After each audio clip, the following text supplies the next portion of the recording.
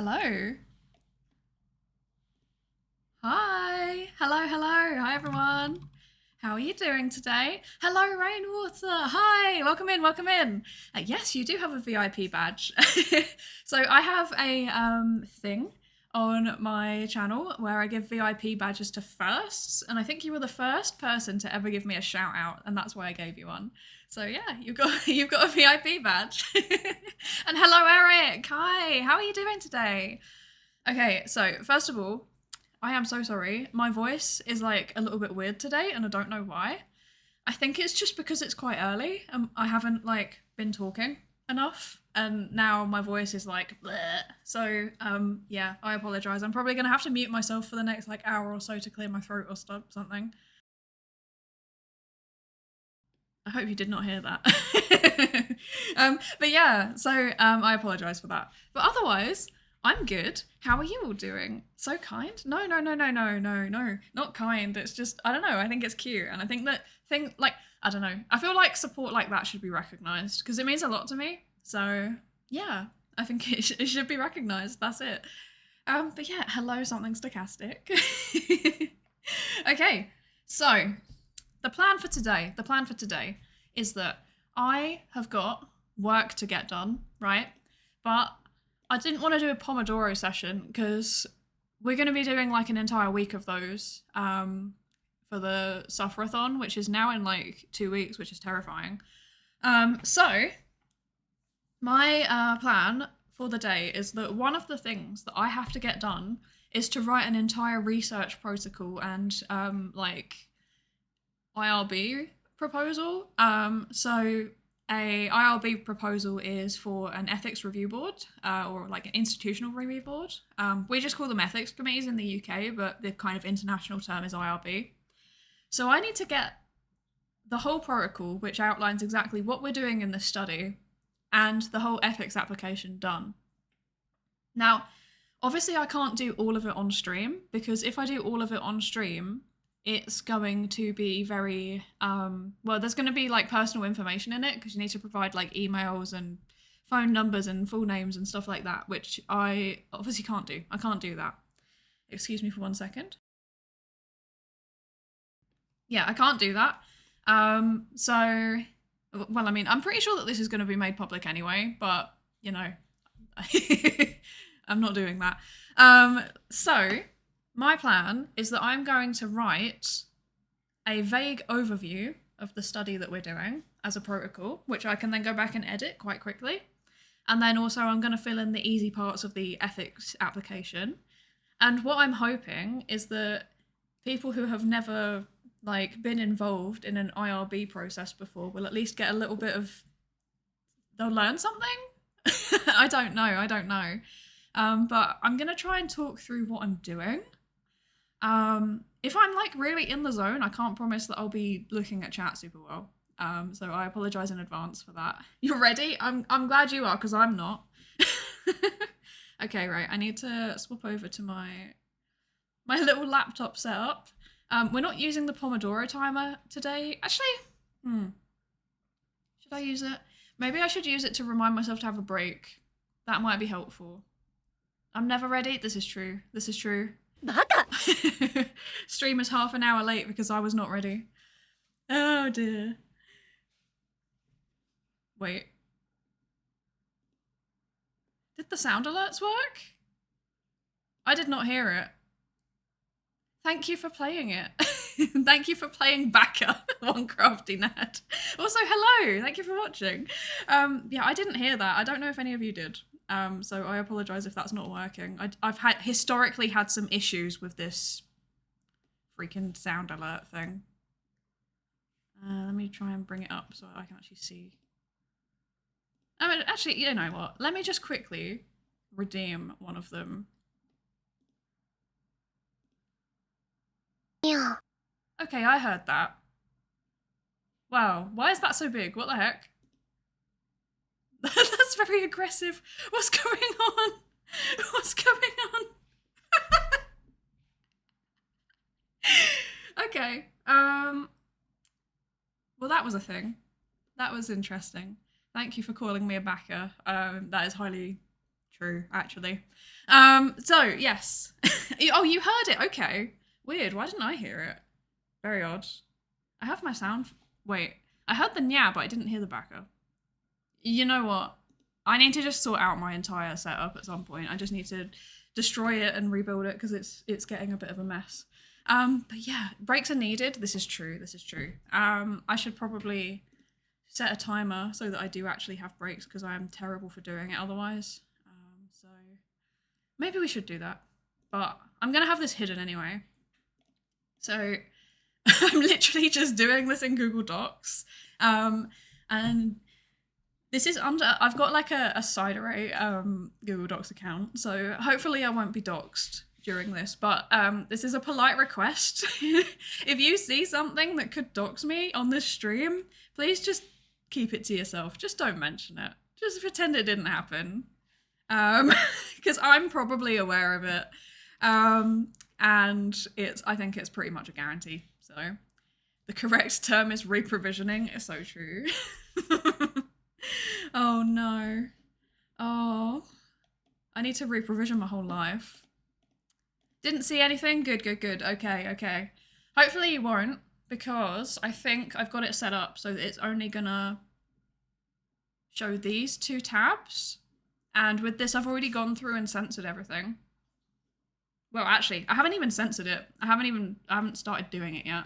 I've filled in a few things that were like drop downs, but that's it. But as you can see, so this is 18 pages long.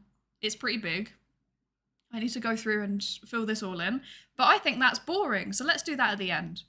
So what we're going to do first is write a research protocol. So if there's people around that have never seen a research protocol before, fair enough. It is not a thing that is very commonly seen by the general public, but we use them all the time in psychology research, because if you're working with people, you need to know exactly what you're doing so that the ethics review board can assess whether what you're doing is actually ethical. So what we basically do is write a paper before the study has even happened. So we will write a research protocol. I don't know why they're called that. I guess it's because it's a protocol, because it's just you're following it. So the research protocol would normally have an introduction, so that summarizes the existing literature. I'm so sorry, I've just realized there's going to be loads of clacking with my keyboard. I apologize. How loud is it? Should I move my stuff around so that you can't hear it? Or is it really annoying? Please tell me. Next you get the method section. So that outlines the actual details of what you're doing in the study. And then you need an analysis plan. So the analysis plan is basically outlining what your statistical analyses are going to be. So how you're gonna fiddle with the data when you actually get it. And then within the method section, it's okay. Okay, good, good, good. But if it gets too loud, please just say, because actually, you know what? No, I can preemptively see it getting too loud because I get very aggressive. But if I get aggressive, then I'm going to be typing like, how would I be typing? I'll be typing like this. I don't know if that would be too loud. I saw it getting quite high on my OBS, so let me just move this quickly.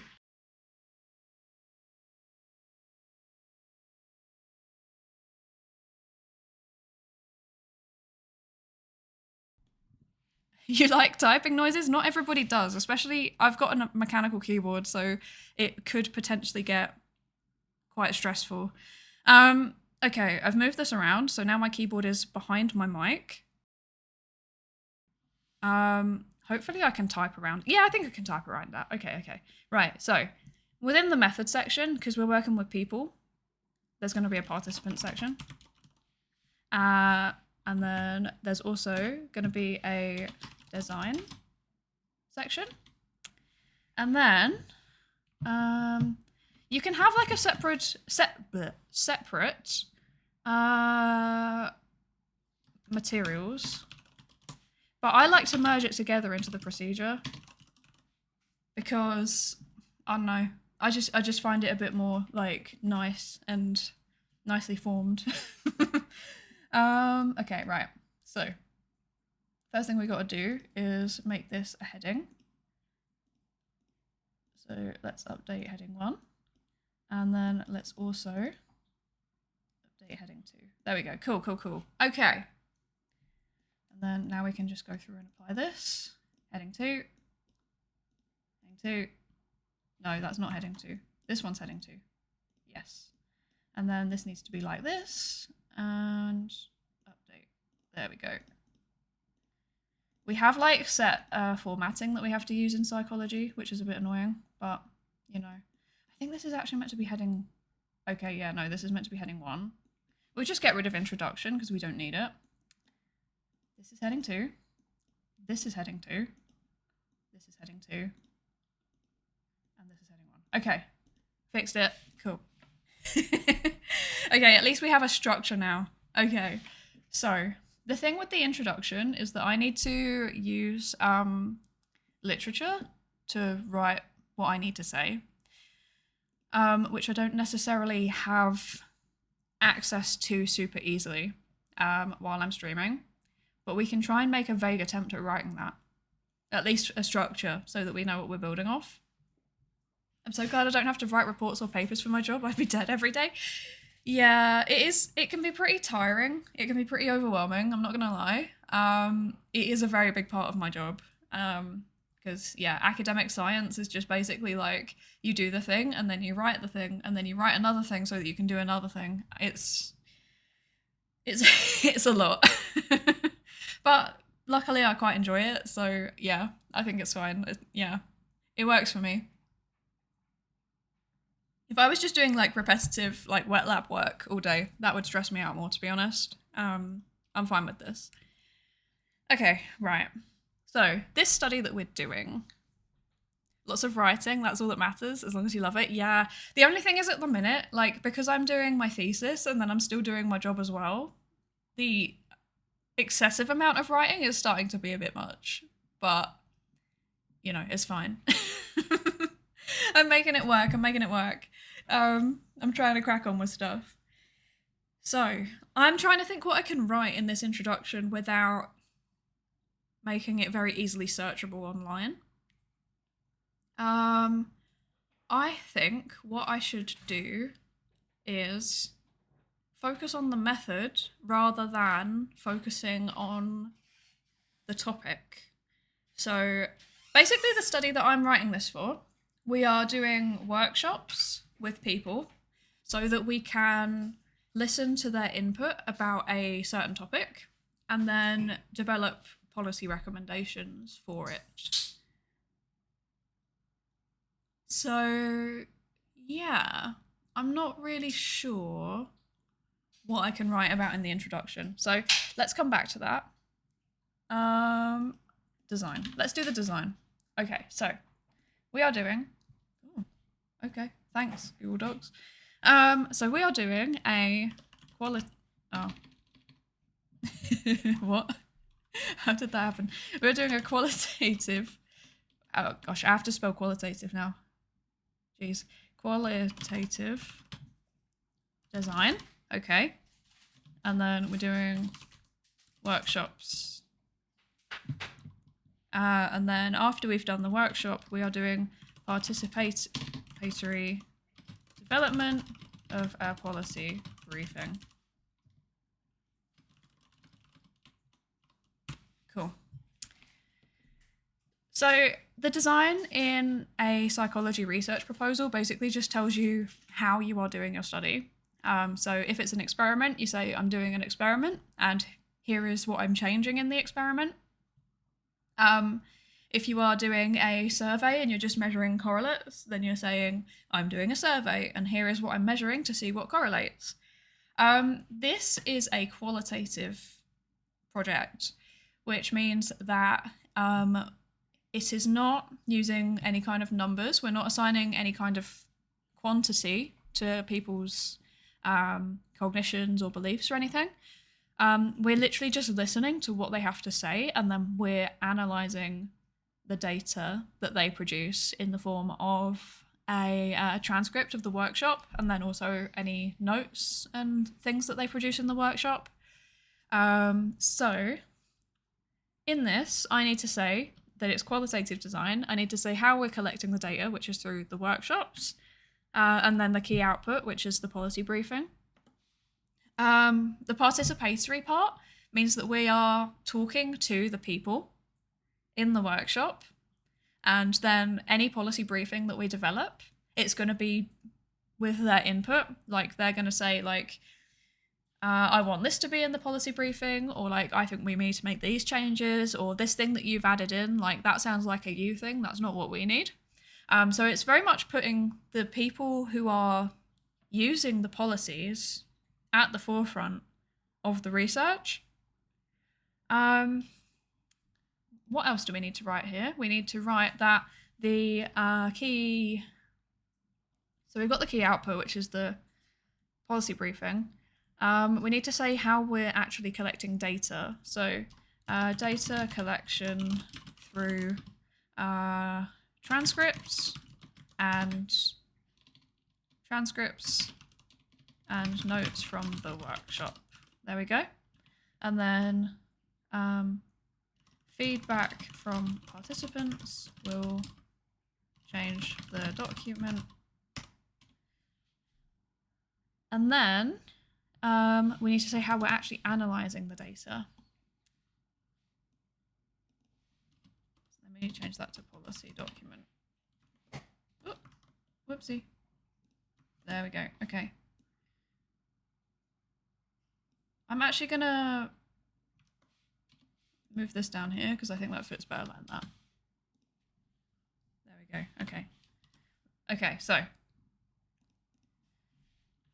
we're going to analyze it using thematic analysis. So thematic analysis is a way to analyze qualitative data, such as interview transcripts and stuff like that, which you look at all of the data together and you try and pick out themes that keep cropping up over and over again in the data. So it can either be themes that are cropping up in one individual person's transcript, or it can be themes throughout the whole data. I think because this is a workshop, we're just going to be looking at the whole data anyway. Like, it's all just kind of naturally all linked together. So there's not really any way to look at individual participants' responses. But yeah, so I think we also need to do an ethics statement and an open science statement. So ethics. Actually, ethics is probably going to be covered by the IRB document. So let's do open science statement. Actually, you know what? No, let's do both. Ethics and open science statement. Cool. Let's do that. Okay.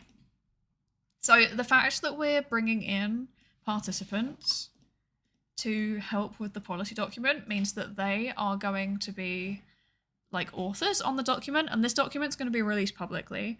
So this does raise a whole bunch of ethical issues, namely that if they want to be an author on the document, they kind of need to out themselves as having been part of the study. Now, we think that this isn't going to be a problem because it is in a professional context. We are working with people who we think would be fine having their name attached to this. We're not working with any vulnerable groups or anything. But yeah, we need to be careful. So I need to think about how I'm writing this quite carefully. Participants. I can say participants. Why is this so small? What the heck? I'm gonna update the normal text to match this. There we go. Okay. Right. Okay, now I'm gonna update it to match this. There we go. That's more like it. Okay. So, participants. Participant, whoops, will be. Now the thing is that I can't really say explicitly who they're gonna be. For the stream, because that's gonna like pretty clearly dox me, and it's gonna say like what our research is too much. So I'm just going to have to leave that as vague for now. Hello, not the brain. Welcome in. Welcome in. How are you doing today? I hope you're good.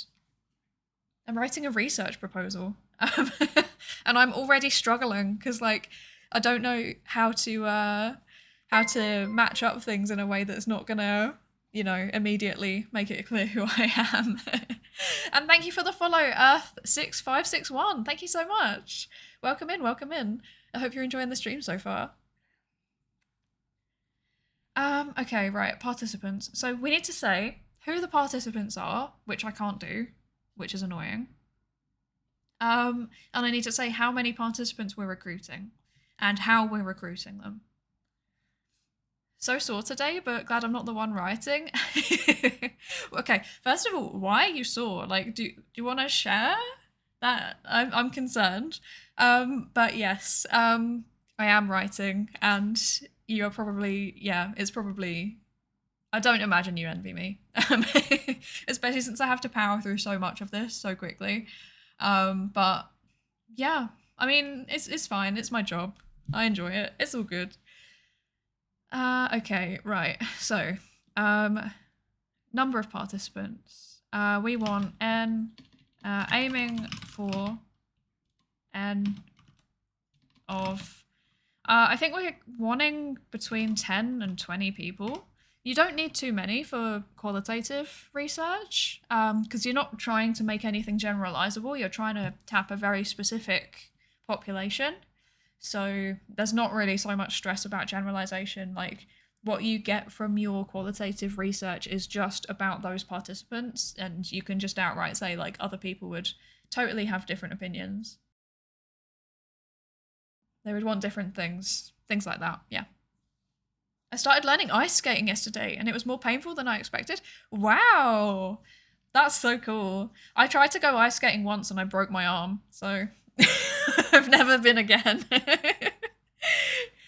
Is it hard to learn it? Yeah, I would also love to know if it's hard to learn. I don't have the coordination for it, so for me it would be super difficult, but it's such a cool sport. Like, it's such good exercise. Even though it seems like, oh yeah, you're just like gliding along on some ice skates, it's actually really, really good core exercise because you have to really focus on keeping your balance.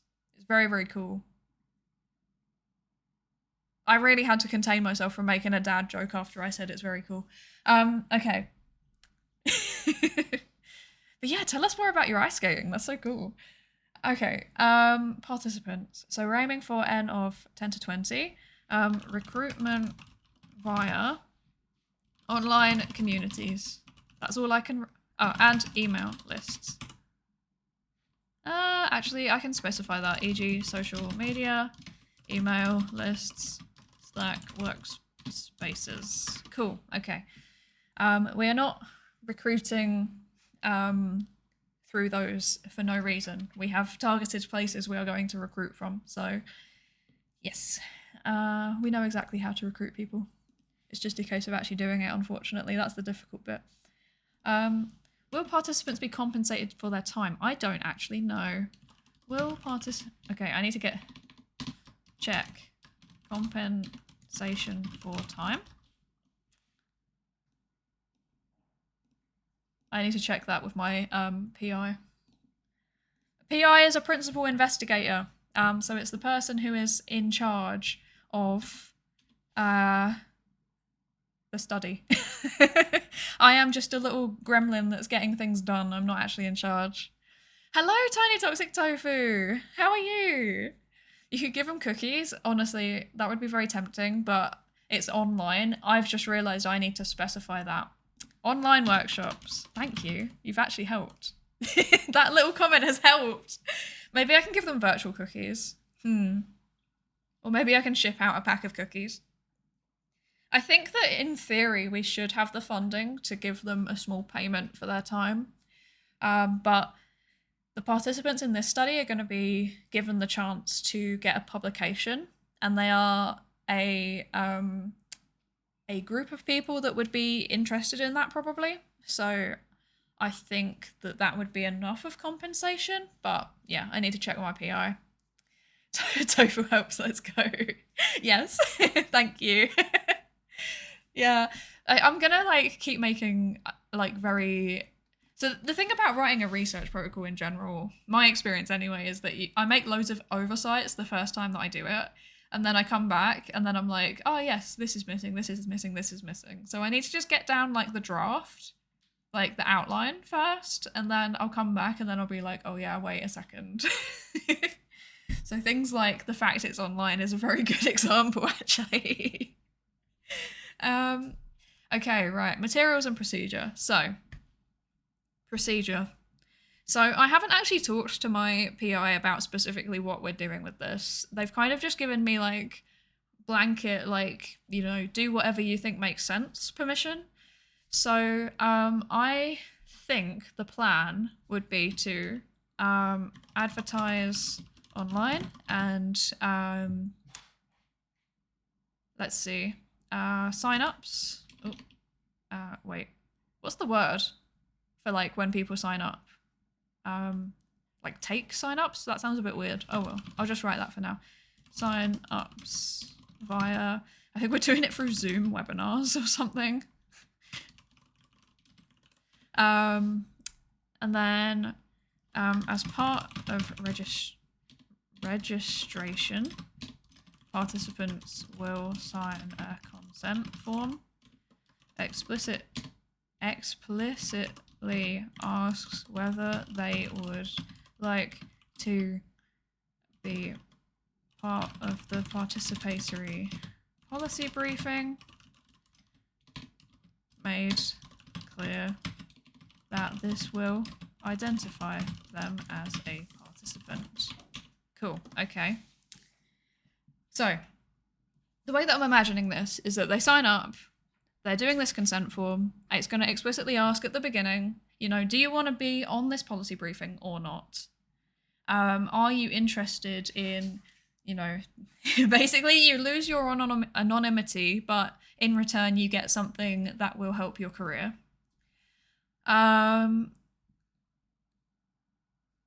Then they are sent some documents outlining what they workshop will involve. Okay, so we've got like a summary document of like questions that we're going to ask and stuff like that, topics that we're going to cover. So summary document. What else? There was something else. No, there wasn't. That was it. Okay. Document. It's just one document. Okay. So they get this summary document that contains all of the information about what we're going to be asked, topics to cover, e.g. brief outlines of issues, definitions of key terms, and then proposed questions. So we're basically sharing the interview schedule in advance. So with qualitative studies, normally you would put together an interview schedule and then you kind of go through the interview schedule, and depending on whether you're just sticking to it, so that's called a structured interview, or whether you're giving yourself a bit of flexibility on it, which is called a semi-structured interview. It depends on how precisely you stick to those questions. With this, it's a workshop. So we're not going to have a set list of questions. I think we're going to say semi-structured, but we're also going to be giving that semi-structured schedule of questions to the participants before they even turn up, to give them time to think about it. Because otherwise we're not going to be able to power through all of the stuff that we need to do in 2.5 hours. And we need to keep it as short as possible, because otherwise it's just people won't do it. Like, it's an online workshop and you need to be realistic about what people can actually do. Also, I'm not the most able-bodied person, so I entirely missed your previous message. The hardest part, getting over the nerves. It's easier when you let go and move away from the edge. I have poor balance, which doesn't help. Also, I'm not the most able-bodied person, so after I did a controlled fall to make sure I could, then I needed help getting up, as I just couldn't. That sounds painfully relatable. I don't have like a physical disability, but I have like coordination, like really bad coordination problems. And I think that's why the one time that I went ice skating, I didn't get the support I needed, and I just fell instantly in like the worst way possible, and yeah, I ended up breaking my arm. Um, which is not the most dramatic way that I have ever broken my arm, actually. The most dramatic way that I have ever broken my arm, I guess here's like a fun party fact for you. The most dramatic way that I've broken my arm is by being hit with a Bible. Make of that what you will. Okay, so document outlining the workshop, and then the actual workshop will be 2.5 hours. That's extreme, I know. To this day, I don't know how it happened. I really don't know how it happened. It was just a very chunky Bible. And I guess I had weak bones when I was a kid. I haven't got an explanation for it. To this day, I still don't understand. So, workshop. What are we doing in the workshop? This is the real question. This is the important bit now. Actually, I'm going to put schedule of questions. I'll put semi-structured schedule of questions. Okay, cool. Let's do that. Amazing, yeah. It's certainly a unique story, isn't it? It's also like how there was like this one cathedral that I had to go to a few times as a kid for various reasons. And like every time I went in there, I'd get a nosebleed. It was very strange. Very strange. But yeah, I don't know. Maybe I'm just, I don't know. Maybe I should add like being some kind of satanic creature as part of my lore. I probably should at this point. No, I'm not doing that. I'm not doing that. Step through the threshold and God smited you. Genuinely, that was what it felt like. It was so strange. It was like this one specific cathedral as well, though. So like I went to others and I was fine. I don't know, maybe there was something about the cathedral that set off my allergies or something. But yeah, literally every time I would walk through the door and within 5 minutes I had a nosebleed. It's very odd. I never worked out why. Nobody else got it either. It's just me. How strange. Okay, I'm trying to think what's happening in this workshop. So we're bringing people in. We're gonna do a like an icebreaker task. Okay, and then we're gonna start with group activity. Discussing topic, answering questions in breakout rooms.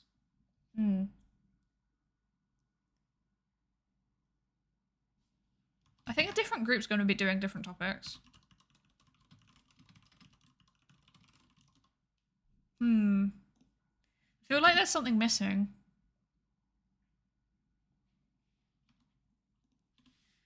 Feedback to the group, and then individual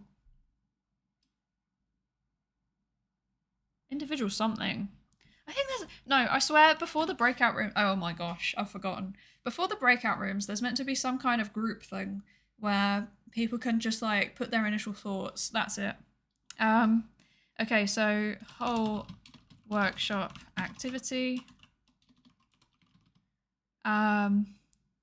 Providing initial thoughts. And then feedback to the group and discussion. Feedback to the whole workshop. Oh my gosh. I promise I can actually like form sentences sometimes. Feedback to the whole workshop and discussion. And then after that, we're giving the chance for individual feedback on each of the points. And that's going to be via like a Jamboard type of thing. Not Jamboard because they've shut that down. Via Jamboard type thing. I'm sure the ethics would approve that. Via Jamboard type thing. Yes, perfect. And then we're going to do like a reflection task. So reflecting on how has your opinions or Oh no, just opinions. How has, brilliant, good grammar. How have your thoughts on this topic changed as a result of the workshop? Okay, right, so that's like the rough outline of the workshop. And then we're doing the policy briefing. So, participatory policy briefing. Which is the difficult bit, because this is something that I've done participatory research before, but I've never done a participatory policy briefing. That is something new. Well, I think actually the next step would be research team does data analysis, thematic analysis of all produced documents and transcripts. That's something I need to write, is that the workshop is recorded. Okay. So we're like transcribing it with this AI software. It's very good. It's very good. You can use it for auto, what's the word? You know when you like do it into a different language? Not translation, but interpretation, that's the one. You can use it for interpretation, which is really, really cool. I think we're just going to be working with people based in the UK and Ireland for this, so that's not a problem necessarily. And also they're people that work professionally in the UK and Ireland as well, so they'll have good grasp of English, so we don't need the translation part. But we do need it for recording what people are saying. So actually I need to put recorded plus transcribed via Otter AI. Okay, cool. Right, we got this. We're getting there. We've almost got a whole procedure and materials section. This is good. Then I just need to write it into actual words. I think actually I'm having a feeling that like I won't actually be able to write properly into coherent sentences if I'm talking at the same time. So I might end up doing a Pomodoro thing anyway. So if I can just sit here and like write all of this out into actual words for like half an hour, that might be helpful. But I don't know. I quite like co-working streams personally. I watch a lot of them, but I don't know if other people do. I don't know if this is a thing beyond just like me. Okay, right. The participatory policy briefing. So this is where we're bringing people together. We want them to look at... Actually, first of all, we need to write a summary of our findings. Okay. And then we... write a summary of our analysis even and findings, because it's really important that the people in the participatory section understand why we made the analytic decisions that we did.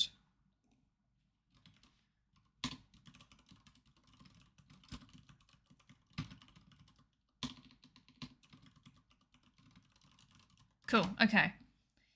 And then participatory policy briefing. How are we managing this? We are going to manage this through a we're just doing it through a Google Doc. Let's be honest. Shared with workshop participants who opted in. They will be given so like when when people can like make comments.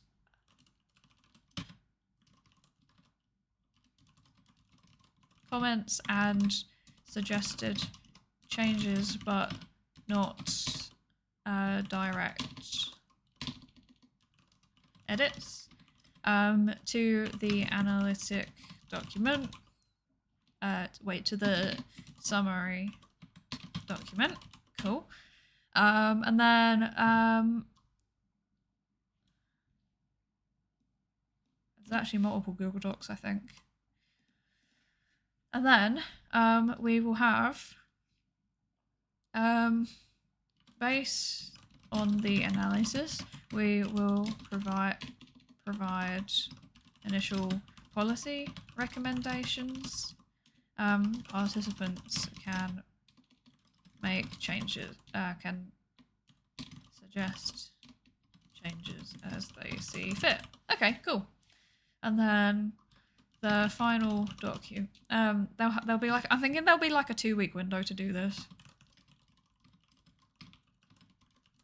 And then afterwards, the research team will formalize the document and do something with it. I don't know what we're doing. I don't know what we're doing with it, to be honest. I honestly don't know. Final policy document will have research,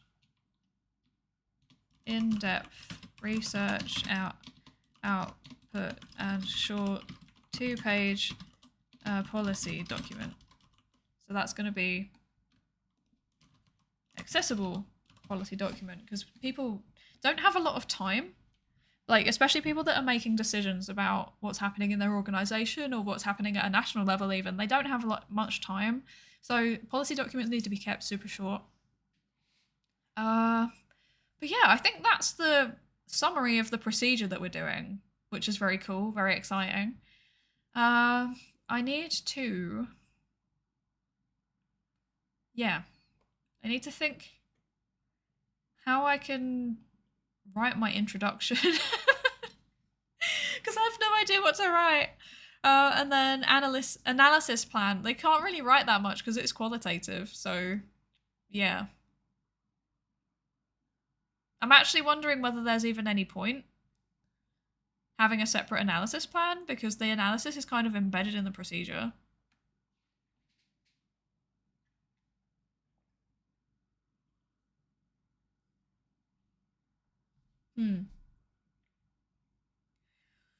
This is an issue that I have sometimes where like the types of studies that I'm running don't actually fit into the standard template.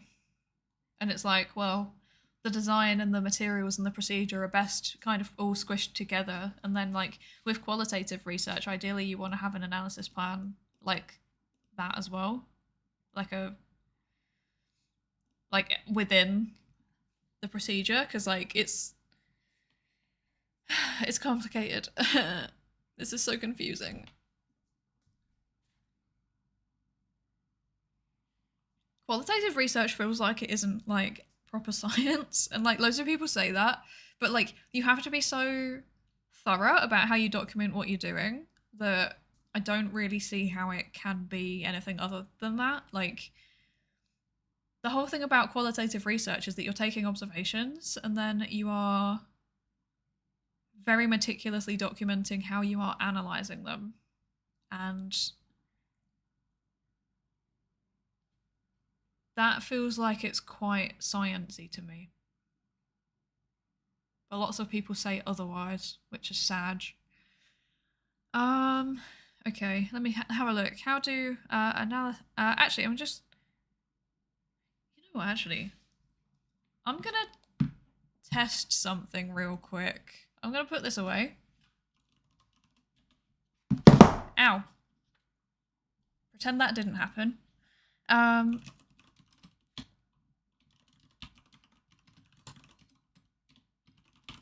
I'm going to see if I can find any qualitative research protocols that we could read through together, just to get a gist of how they've done it. Okay. There are some. That's good, that's good. Is this going to work? Okay, that kind of works, that kind of works. How can I do this full screen? Is that better? Yes, it is. Okay. Right, so this is somebody else's research protocol that I've just found online. I don't know if this is at all helpful. It's in a topic that's entirely nothing to do with what I'm doing. It's about exploring the role of social cognition in changes in relationship satisfaction and relationship continuity after brain injury. That's nothing to do with what I'm doing. But, you know, it's a research protocol. Let's see. Okay, they've got a synopsis, a lay summary. I should probably do that too. Background and rationale. Yes, that's what I need to put in too.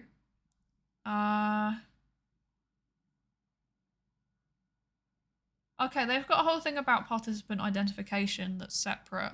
Maybe I should do that. Analysis. Right. Are they even actually doing qualitative? They are not. Okay, that's not helpful.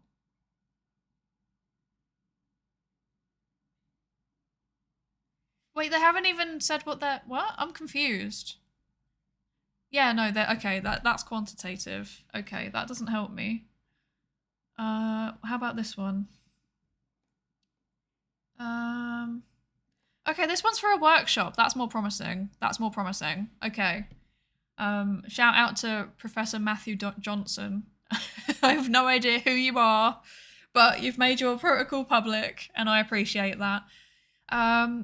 Let's see. So I think this is for an actual... Yeah, look, this is for a Wellcome Trust grant. Very cool. So this is workshops. Okay, citizen engagement. Oh, they're doing about UBI. Interesting. Is that what I think it is? Yeah, universal basic income. Interesting, interesting. Okay.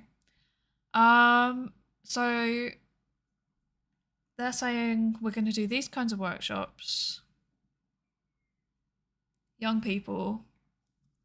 This is set out very, very differently to how I've done it. Okay, they've actually set recruitment targets as well. Interesting. Maybe I should do that.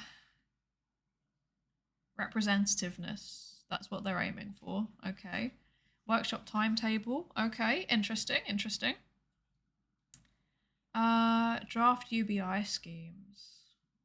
Okay, so this is their plan for what's actually happening, what they're telling people. Got it.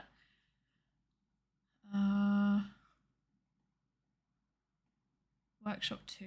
Workshop 1, okay. Okay, they've got a list of questions for their workshops. Do they say how they're analysing their data though?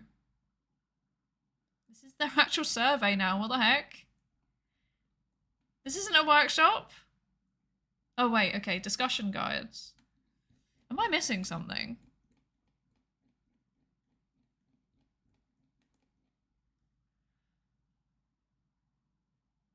No, I'm not missing something. There's no information about their analysis plan. That's not helpful.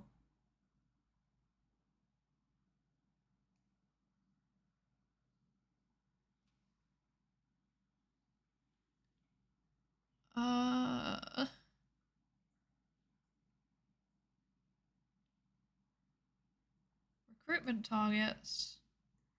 Draft UBI schemes. References. Essential areas for investigation. Okay, but once you've got your data from your workshop, how are you analysing it? Oh my gosh, this is not helpful. Right, I'm just going to say workshop. If I specify workshop, I might be able to find one easier. Transparency and quality. No, that's a project. I want a protocol. Qualitative. Okay, no, that's the same one that we've already looked at. That's not helpful either. You know, I'm going to filter it by files. I think I can share this actually. So the website that I'm using, oh, it's really zoomed in. How can I go like this? Does that make it better? No, not really. Not really. That doesn't help. Okay. Let me show you this. The website I'm using is called OSF. So it's the Open Science Framework. And it is very good. Wait, let me scoot back over to that so that I can realign. There we go. It's very, very good for finding all sorts of sciencey things. So lots of people upload their research protocols on there. Or like they pre-register their studies on there, or they put their materials on there. It's really, really helpful if you're trying to find something as like a reference, like not a reference in terms of like a formal like citation, but something to, if you're learning how to do something, it's really helpful for finding examples. That's probably a good way to describe it. Qualitative, no, that we've already looked at that one. Survey experiments, that doesn't seem right. Systematic review, no. Feasibility study, no. Systematic review, no. This says qualitative systematic review. What on earth is that? Workflow handout, no. Andrew. Cute. Let's have a look at this. Oh, that's a scoping review protocol though. That's not what we're after either.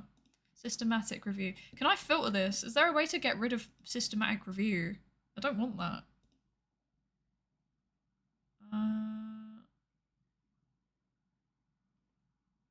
Okay, these are all fine. I can do whatever I want with these.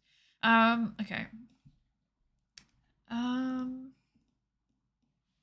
Workshop protocol. Let's see if just that alone gives us something more useful. Okay, that's promising. That's promising. We've got yeah, okay, we've got PowerPoint readme.md, that's not replication report. No. I think a lot of these are going to be like workshops that people are giving. Protocol template, that might be helpful. Maybe that would be helpful.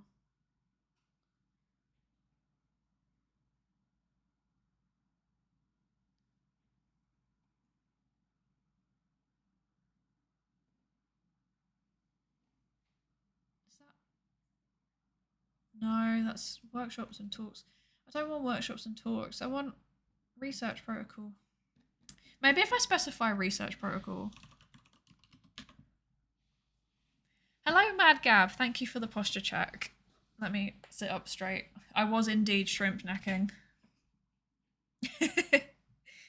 Let's not shrimp neck.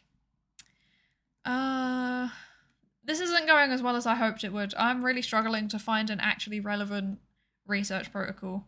A lot of them seem to be systematic reviews or people that are presenting workshops. So, researchprotocol.pdf, maybe that one. Although based on the title, I think that's going to be quantitative. You know what? It's worth a shot, isn't it? Let's just keep trying. We've checked that one. This one, maybe? Maybe. Let's try it. Research workshop. Qualitative feasibility study. That sounds promising. Let's do that. I hope it's in English.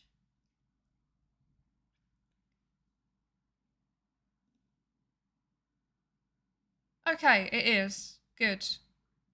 You gonna do it? There we go. Okay. Okay, it's not in English. Okay. Okay, they've listed the reflexivity of the team. Okay, cool. So reflexivity is this concept where if you're doing qualitative research, well, really if you're doing any kind of research that involves people, but especially qualitative research where you're asking people questions like that, your own personal experiences and identities and your place within systems, they can affect the way that you're interacting with the participants and the way that you're interacting with the data. So it's all about reflecting on that and then saying, okay, I think that probably this has shaped how I am subjectively looking at the data. Subjectivity is like an important part of the analytic process, and it's all about being open and honest about that part. So, yeah, that's what reflexivity is, and that's why they've listed all of their personal characteristics. Being a mad scientist is stressful. Always take care of your posture. This is very true. I'm terrible at taking care of my posture. I'm so bad at it.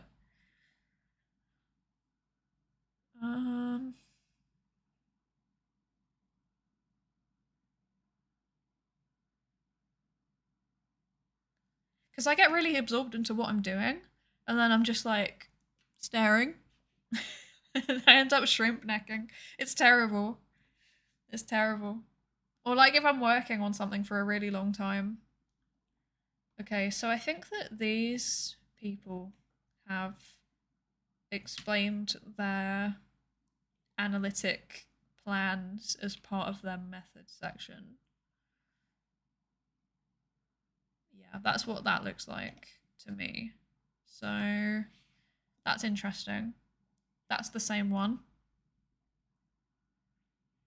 Cognitive interviews.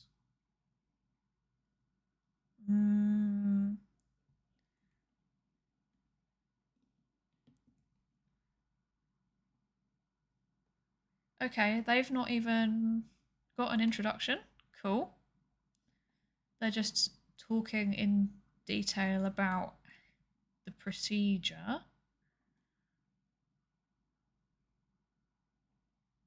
Data storage and analysis. Yes, data storage and analysis. That's okay. I should probably state that.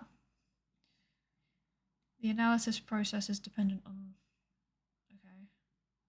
Okay, yeah, so they're just being pretty explicit that like it just depends. Fair enough. Fair enough. Okay. So they're less saying we're doing this test. I guess because they're not doing any tests. But they are saying this is how we are going to analyze the data. That makes sense. I should actually read this. Hang on. For ethical and privacy reasons, the CI will not be recorded, but written down carefully as literally as possible, as soon as possible, transcribed with attention to respondents' anonymity, saved in a secure folder on a secure server, and only shared with the responsible researcher and supervisor, coded in QualiCoder, coding software for qualitative data, also shared only with responsible researcher. The anonymized outcomes. What? The anonymized outcomes of this study, as well as all supplemental materials, will be shared in a folder on the Open Science Framework in order to guarantee research transparency and replication in general, the clarification of adjustments that were made to the initial IUS specifically. What is an IUS? I should probably find that out.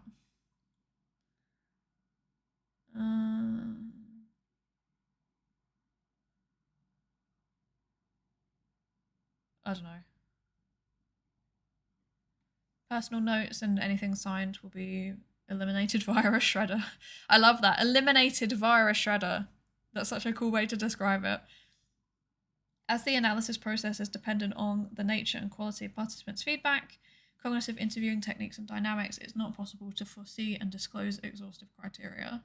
Nevertheless, the results will systematically be analysed according to the criteria of Willis 1999, also described by Boyers et al. 2014, and schematically represented as follows. Okay, so they've got a schematic for how they're going to do it. That's what that is. I don't think that my study can have a schematic. Also, I guess this is cognitive interviewing, so that's kind of different. Okay.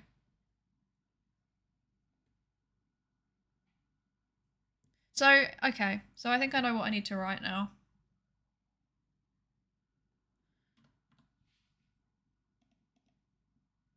Oh, I've just noticed there's an ad break. Oh no. I'm so sorry. I'm just gonna vibe until the ad break's done. I don't believe in doing anything substantial during ad breaks. I'm ethically opposed to that. I am questioning whether to do a Pomodoro though, to be honest.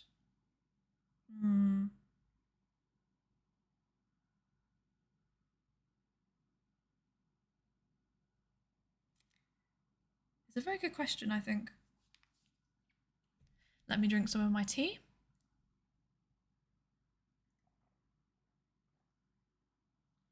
My tea has got cold. Brilliant. Yuck. Disgusting. I'm just watching the ad break counter.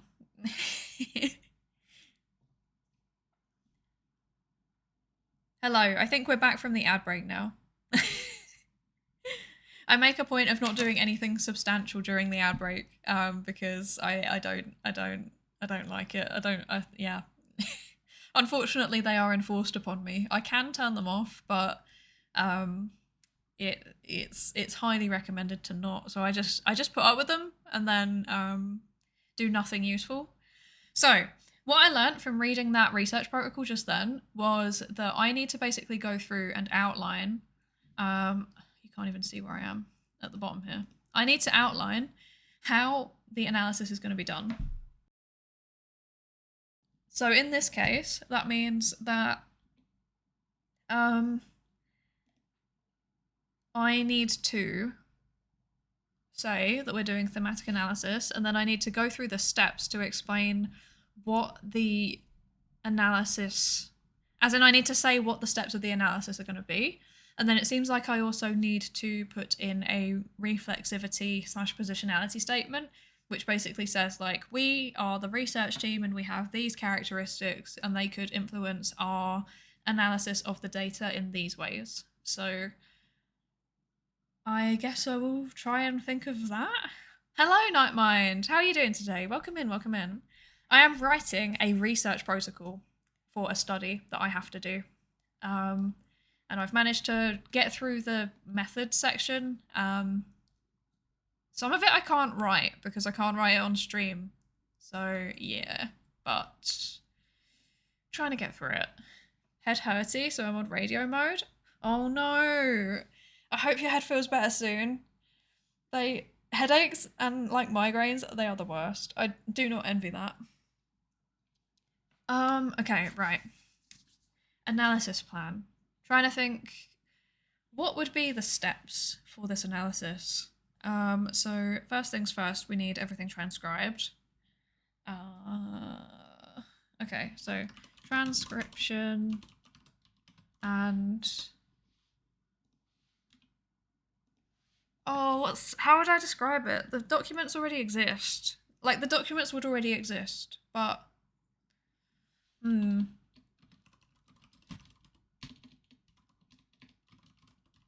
Okay, transcription needs to be completed. Immersion in the data. But I need to say who. Which I can't say yet because that would dox me and my co-workers. And then there's going to be steps. Steps following Braun and Clark. I think it's 2007. But I need to double check that very quickly. Where is... There you are. Let me bring up Zotero so that I can double check the steps involved in this, because I cannot for the life of me remember off the top of my head. Where would I have put it? Methodologies? Yes. It was Braun and Clark. Wait, no, this is not the right paper. Where's the actual paper? Braun. Oh, it's doing... Oh.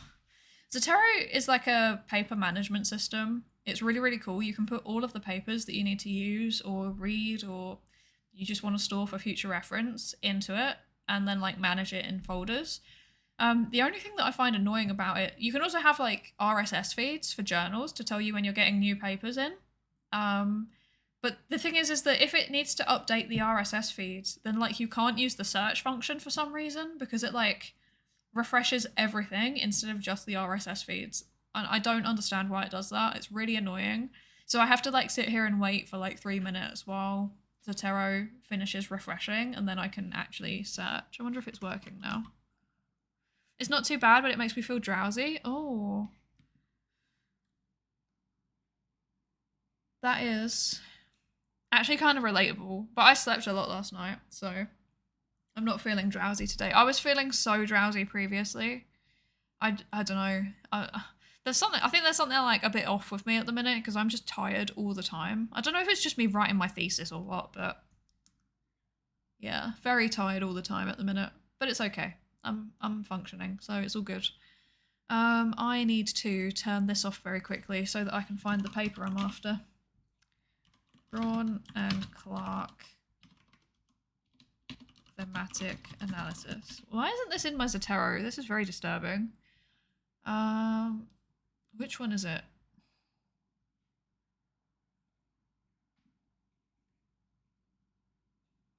(2006)? Yeah, that's the one. Oh, I was so close to being right. I was so close to being right. Have I got access to this? I do not. Brilliant. Excellent. Love that. Oh, so many papers are just hidden behind paywalls and it really does my head in. Let me save that. Okay, there's an open access PDF somewhere. Where is it? Is it this one? Haha, perfect. I found it. I found it. Good stuff. Okay, I can put this back on now. So this is the paper. This paper is not open access. I shouldn't be showing it on stream. Do you think that I'm going to get DMCA'd by Root Urge? This paper is very easy to find open access, so I think it's probably fine. Like, it's literally just listed on Google Scholar, so I think it's okay. So there's like steps in thematic analysis that I need to know. That's what I'm looking for. There we go. I'm just gonna copy and paste this to minimize the time that we are sat on that paper. Okay, right. So, immersion in the data, that is actually the first step.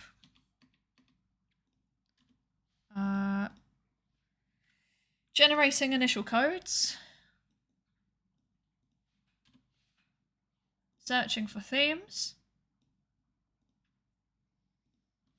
So, and then reviewing the themes.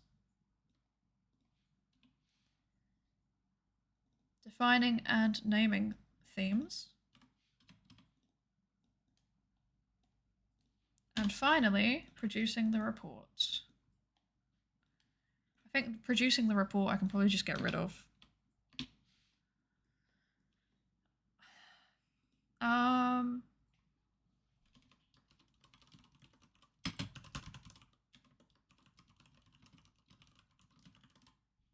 There we go, okay.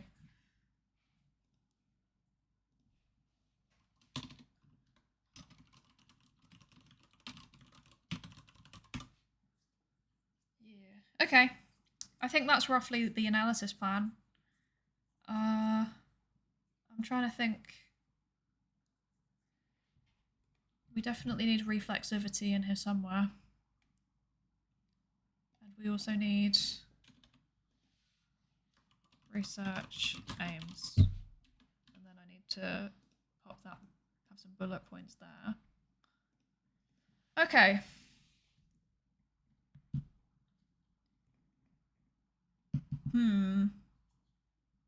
Okay, I want your input. I want your input.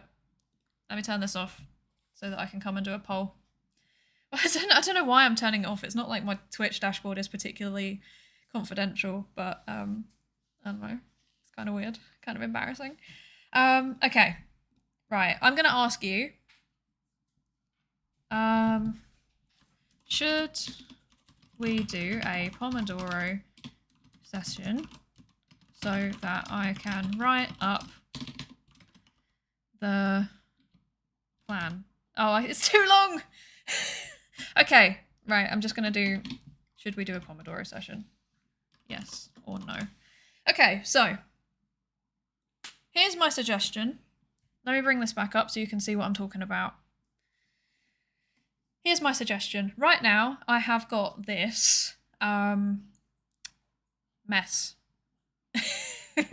It's kind of a mess. No, it's not a mess. It's not a mess. It's just bullet points. My suggestion is there's two things we can do. We can either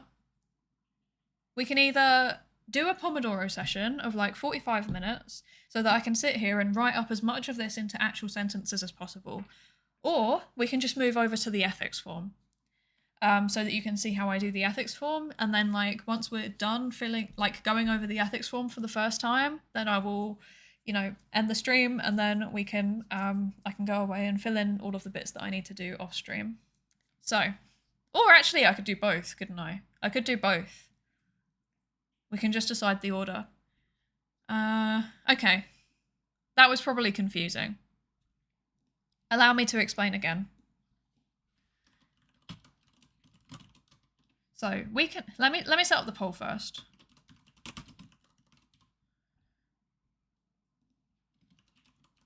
What should we do first? Pomodoro session or ethics? Ethics/IRB form.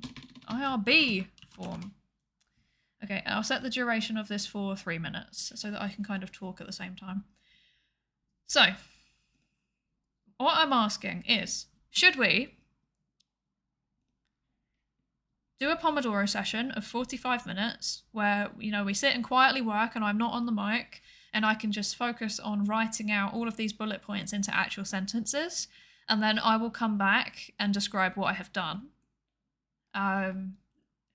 Or should we swap over to the ethics form and then go through that? I'm planning on, I can do both or I can do one. It just kind of depends on how time goes. But the ethics form would be me just going through and answering all of these questions, and I would be on the mic. What would you prefer to do? Pomodoro, where I quietly work on the research protocol and make it into sentences, or ethics form, where I go through and answer all of the questions? Also, I have a feeling that most people here are lurking because there's actually no responses to the poll. That's also fine. I have a minor preference, so I think I should get to vote.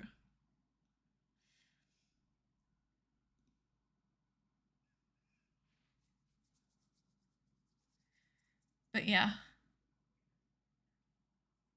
I'm not sure what to do. Because I can, in theory, go through the protocol and write while I'm talking, but I don't think I will be very good at either. I kind of need to just be focusing on writing in order to write coherently. Whereas for the ethics form, because we'd be going through and just basically filling in the blanks, I don't necessarily need to be able to focus that much. Because I'm literally just going through and answering questions, so that would be a lot easier to talk while I'm doing it. Either way, I need to get them both done just because I need to give them to my manager before the weekend. So yeah. I just thought it would be fun to actually get people involved. I'm trying to think of what else I can write for these thematic analysis steps. Wait. Thematic analysis. Steps following Braun and Clark 2000. There's an E on the end there. Braun and Clark. See, that says 2007. Was it 2007? No, it's 2006. I was so close. This is so sad. Modified for participatory element. Okay. Immersion in the data. So that just means getting really absorbed into the data, because you've just got masses and masses of interview transcripts. So you're trying to go through and really understand the data and remember stuff. Generating initial codes, you just go through and allocate what you understand the data to mean, and then from those labels basically that you've given it, you search for themes. So you kind of group the labels together, and then once you've done that, you go over it all again, ideally with a fresh pair of eyes. Someone else should do it ideally. And then you define and name the groups that you've come up with, and so you just provide a name for them and then a definition for what they mean, and then that's the bulk of it. You just write your report normally, but we've got this participatory element where we're getting the participants involved in the data, so yeah. Okay, there is a preference for the Pomodoro session. Excellent. let's do that. Let's do that. So what do I need to do? I need to make this a bit smaller. How would this look a bit nicer? Maybe if I make it a bit wider. Like that. That's a bit nicer, I think. Okay. And then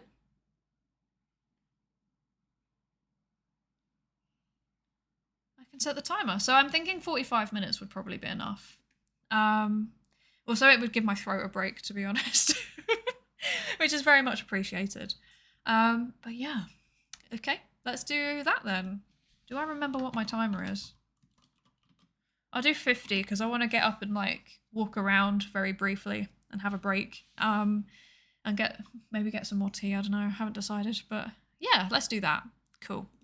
So we will actually let me update my tags as well. I need to update my tags.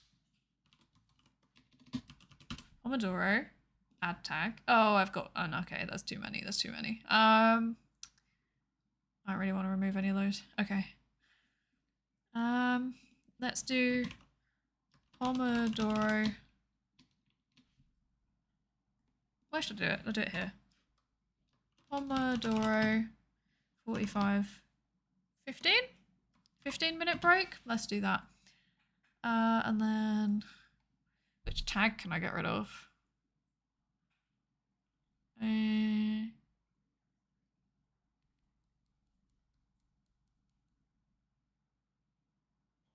get rid of English. I've got that as a language tag already, so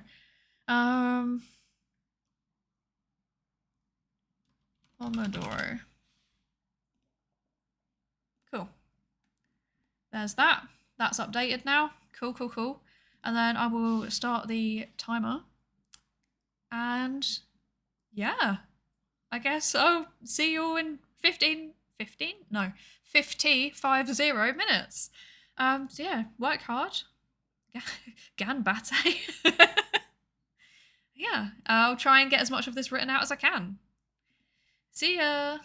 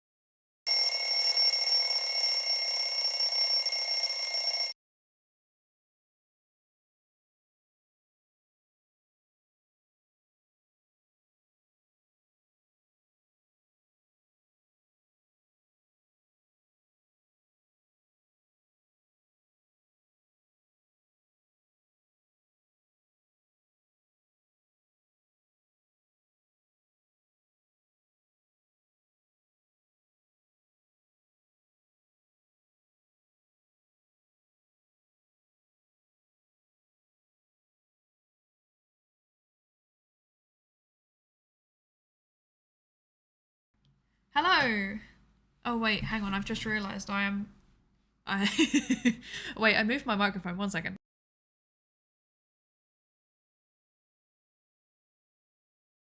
I'm breaking stuff. Wait.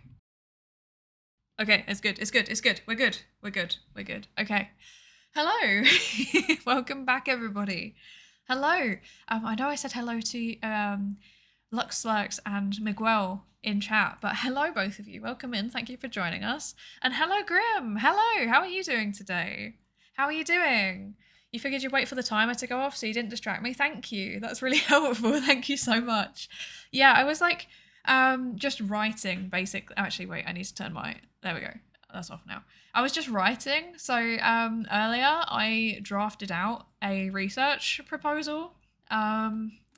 And it was mostly in bullet points, and I've managed to write out a fair chunk of it, I think. That's not too bad.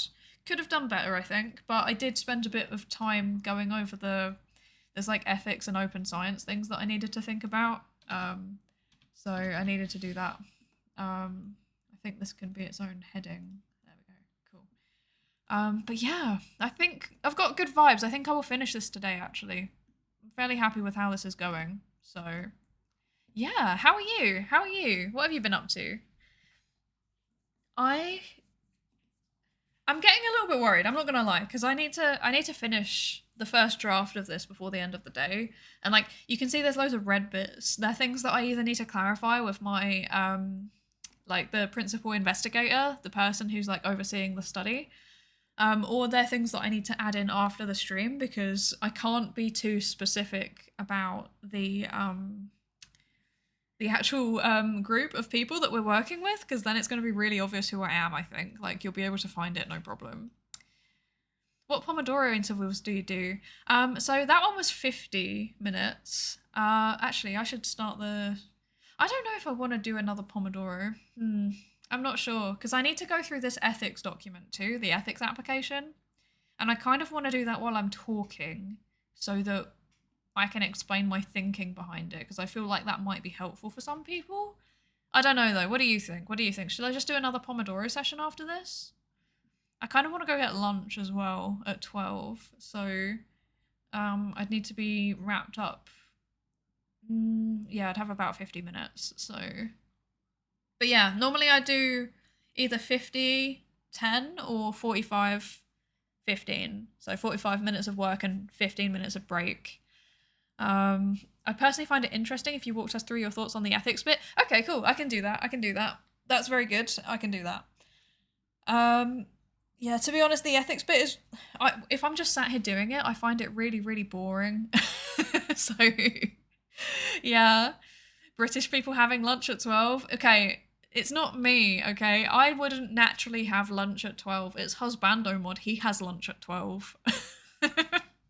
And, you know, we want to have lunch together, because that's like the main benefit of working from home, is that we can, you know, actually have lunch together and stuff. So, yeah. But I reckon we can get through most of this in 50 minutes, because most of it is just very obvious questions normally. If it was up to me, I'd be having lunch at 1 or 2. I'd like to just put that out there, but you know, it isn't. It isn't. So blame Irish people. Blame the Irish workplace for having lunch at 12. That's kind of, yeah, it's a bit early for me. Like, I'm not even functioning until like 10, so I normally have breakfast a little bit later.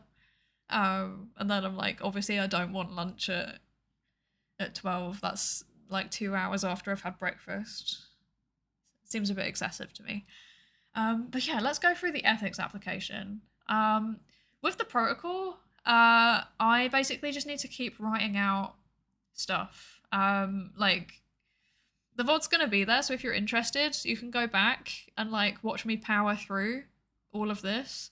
Probably on like 1.5 speed, because I was having a bit of a brain processing failure whilst like trying to type and talk at the same time. But I think I'll probably edit this VOD down into like YouTube videos. I just need to check with my manager whether that's okay, I think. But I don't imagine it would be an issue. Okay, yes. So, ethics application. Actually, before we start this, also, I'm going to plug it again.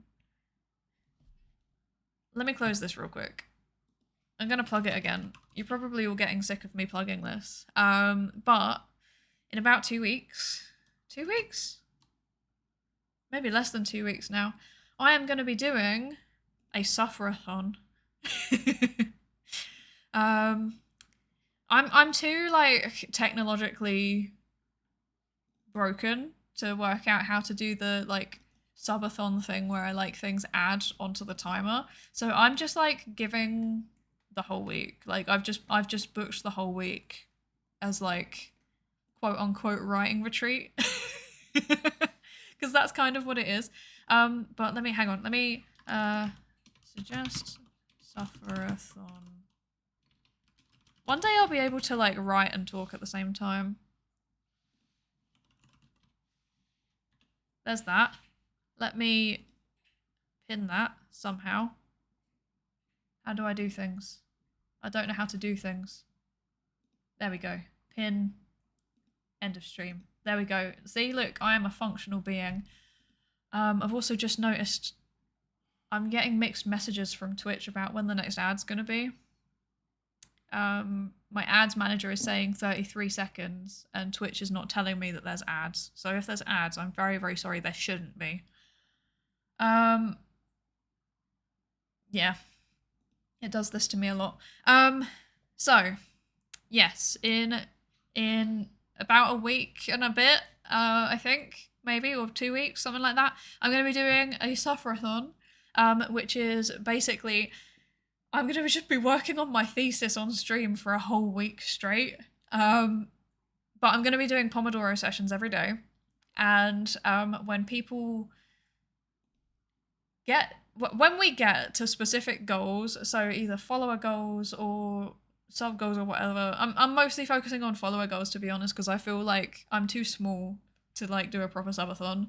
And also I feel a bit weird about it, to be honest. But following, that's fine. So when we get to certain goals, I'm gonna have a little randomized thingy to do something horrible.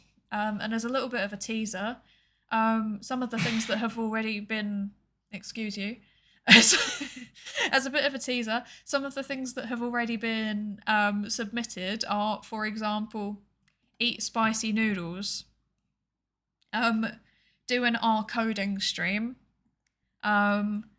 infinite craft psychology speedrun, do a song cover, playing games with viewers. So yeah, there's a whole range of different things, mostly themed around me suffering, because that is what my thesis is making me do. It's making me suffer quite badly. And yeah, eat spicy noodles sounds like a treat. I'm really not looking forward to it because, like, to be clear, I am like white British and spicy is not, it's not good for me. I don't cope well with it. So yeah. That's that. That's gonna be me struggling. But you know, it's a sufferathon, you know, the whole point is meant to be me suffering. So yeah, we suffer. At least you will get entertainment out of it, I guess. I need to bring up the thing again, don't I? Where is it? Let me close that. Let me do this. There we go. Okay. Ethics form. Yes, ethics form. Okay. So, ethics forms. What are these for? Basically, when you're doing research with human participants, you need to get permission from your ethics committee, sometimes known as the Institutional Review Board, to make sure that the study that you want to do, it won't actually cause any harm to people. It doesn't violate any of their human rights. That's basically the crux of it. You need to make sure you're not violating anybody's human rights with your research. Because unfortunately, psychology has a bit of a tendency to do that, or at least we did in the past before the review boards became a thing. So in order to check that your research is okay, you need to submit a application to the Institutional Review Board, and they look over your protocol. So that's like a detailed plan for what exactly you're going to do. Normally they make you answer a whole bunch of questions about what the research involves, whether there's any risks to participants, stuff like that. And then you should also submit a data management plan. So that's talking about um, how you're going to store the data, what you're going to be doing with the data, stuff like that. You're going to head out to get some food. See you later. Yeah, enjoy your food, Luxlax. Enjoy your food and enjoy your day. I hope you have a good day. You should keep every can of energy drinks you consume and then make a spear or sword out of it. You know what? I'm not actually an energy drinks person. I'm a coffee person. Or like tea normally. I drink a lot of tea. Let's make this a little bit bigger. Cover up the Pomodoro. We don't need the Pomodoro anymore.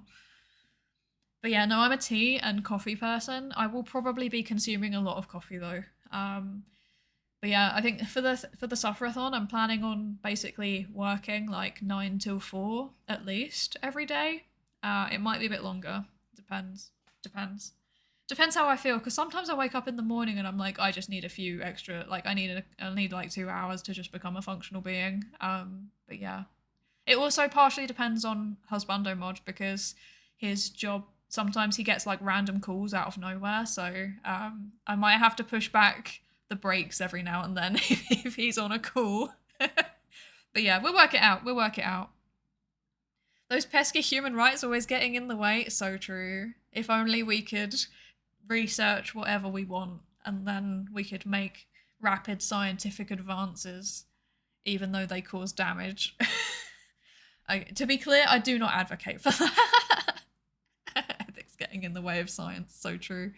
50s psychologist looking at the Geneva Convention like it was a to-do list. Don't. That was genuinely, that seems to be how they thought in the beginning. Like, it's really bad. We've got our own one. I think it's called the Helsinki Declaration, where it's basically like, don't hurt people, don't do awful things to them. And then some people looked at that and was like, this isn't a rule, this is a suggestion. They still kept doing sussy research. It's very weird. What next? They forbid us to impregnate horses with human embryos? Honestly, I wouldn't be surprised if that's actually happened before.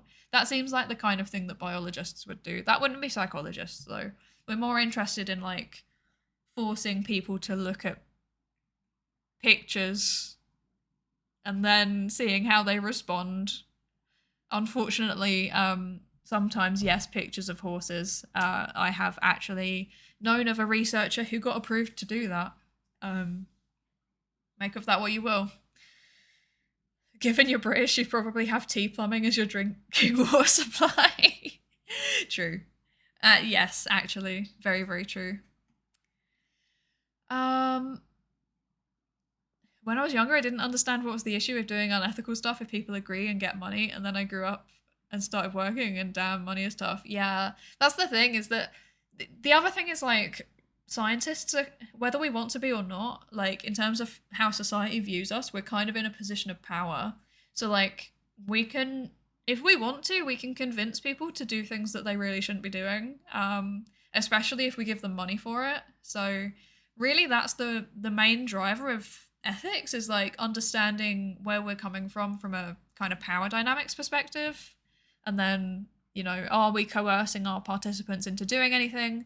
And then also, like, do they genuinely understand what we're doing? Because there's been a lot of cases where the research that's been done, they say one thing to the participants and they don't, like, they do something else. Or, like, they say something to get the participants to take part, and then the study itself involves something very, very different. And it really depends on the circumstances, because, like, sometimes you need to do that. So, like, for example, if you're doing, I don't know, politically charged research, for example, you can't explicitly say what the politics are before you start, because then you're going to have selection bias for people that are really interested in this specific political topic, and, you know, kind of the more average people or less politically engaged people are not going to take part. Yeah. So sometimes a little bit of deception's needed, and also just to hide sometimes if you know what the research is studying, then it kind of affects the way that you respond to the study. So yeah, both of those are things that need to be considered. It's like a cost-benefit analysis, basically. But yeah. Informed consent and power dynamics, those are the kind of main things that we think about. And harm, obviously, whether it causes any harm. But yeah, ethics form. Let's go through the ethics form. So The stuff like, the former creator and email and stuff, obviously I'm not going to fill that out on stream. I'm gonna just be I'm not gonna do the protocol title either, because that's not something I'm willing to do, not willing to say who the sponsor is.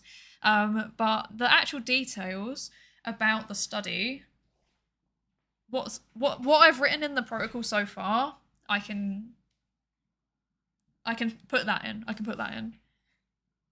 So anyway, the ethics committee forced me to become a master liar and manipulator. Actually, that's how I feel sometimes, because like I don't like not. So I do some studies that can be considered politically charged, depending on how you look at them. So like I have to hide certain aspects of my studies, otherwise I will get really severe selection bias, as in like people will either not take part or they will drop out based on what they're reading in the survey. It's really difficult for me. I really don't like doing it. Like, I would be much happier if I could just explicitly say, I'm doing this, and then just like get people's unbiased responses regardless. But unfortunately, that is not how people work. So yeah. But with this one, we can just be upfront with them. So that's good. Does HIPAA apply to the UK? I thought it was a US thing. It is a US thing. We have our own laws. So we have GDPR. This IRB that I'm applying to is based in the US though. That's why it says about HIPAA. You'll see further down there's going to be a question that's like, is this an international study? Are you based outside of the US? The answer is yes. It's based in the UK and Ireland. So yeah. But it's a US based ethics committee, so yeah, it is what it is. I just have to answer those ones to the best of my ability. Imagine people being honest. Yeah. Oh, yeah. Yeah, true. I don't know. I like to give people the benefit of the doubt. What I've noticed is that there's definitely if I'm looking at my participants in my studies, there's definitely a mix. Like, some people are really, really just honest, and some people are very clearly not being honest. You can tell them apart pretty easily, and you can add things into the study to screen out the people that are lying. Yeah, it's pretty easy to do. Okay, right. So, form. So, I think it's going to start off by asking us about data protection stuff. That's normally one of the first things that they ask, and then it'll go into like, harm and stuff like that. So, the proposed activity involves an FDA-regulated test article or is otherwise subject to FDA regulations. FDA, that's like the Federal Drug Administration. So that in the US, like the organization that monitors, like clinical research trials. We're not doing that. We're doing workshops. There's no drugs involved. There's no medical procedures involved. We are good. Oh, Food and Drug Administration. Okay, that's what it means. I always thought it was federal, because I just assumed it's a federal body, so the F stands for federal. So my bad. Well, they do food as well. I've learned something today. See, we have separate things in the UK. There's like separate. There's like the Food Standards Agency that monitor food imports and food quality. And then there's like a separate, I think, an NHS attached drug monitoring thing, but I can't remember what it's called. Okay, covered entity under HIPAA. Covered entities are health plans, healthcare, clearinghouses, and healthcare providers who electronically transmit any health information in connection with transactions for which HHS has adopted standards. Generally, these transactions concern billing and payment for services or insurance coverages. For example, hospitals, academic medical centres, physicians, and other healthcare providers who electronically transmit claims, transaction information directly or through intermediary to... Yeah, okay, no, that's not us. We're not doing any clinical research, so this is still no. Silly question. Imagine two persons answering a question like, would you off someone for fun? One says yes, it's the truth, and one says no, but it's clearly lying. Of the two, who would you be more afraid of? That's a good question. I actually don't know. Okay, this probably sounds weird, but like I don't generally feel afraid of people in general. when I... Wait, can I say this? Yeah, I can. Okay. When I worked in the NHS, I spent a bit of time working with people who had committed quite severe crimes, like they'd been convicted of quite severe offences. And weirdly, they're pretty chill. Like the ones that I was working with had really severe mental health problems as well, so they could be a bit unpredictable. But overall, they were pretty honest. I don't know, because I feel like it's very dependent on context for most people. Like, obviously, there's people that have they've got like individual differences in empathy, which would mean that they could like, I don't know, they could do something, they could injure someone in some way and not feel anything. But mostly, I think when that happens, it's down to context more than anything else. So, I don't know. I feel like it's kind of the same. I don't know. That's a very wishy-washy answer. Sorry, I'm not very good at thought experiments. I'm not very good at thought experiments. But yeah, no, the same, to be fair. I think that's my conclusive answer, is that I'm not really afraid of either of them, frankly, because the honest one is, good on you for being honest. And then the other one saying no but clearly lying, well, you're a bad liar, so what is there to be afraid of?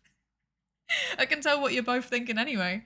I say that, but I'm actually very bad at judging people's like intentions and stuff like that. So if you say clearly lying, I probably wouldn't even realise. Okay, right. Will protected health information be used and or disclosed? So that's individually identifiable health information transmitted or maintained in any form or medium, electronic, oral, or paper, by a covered entity or its business associates.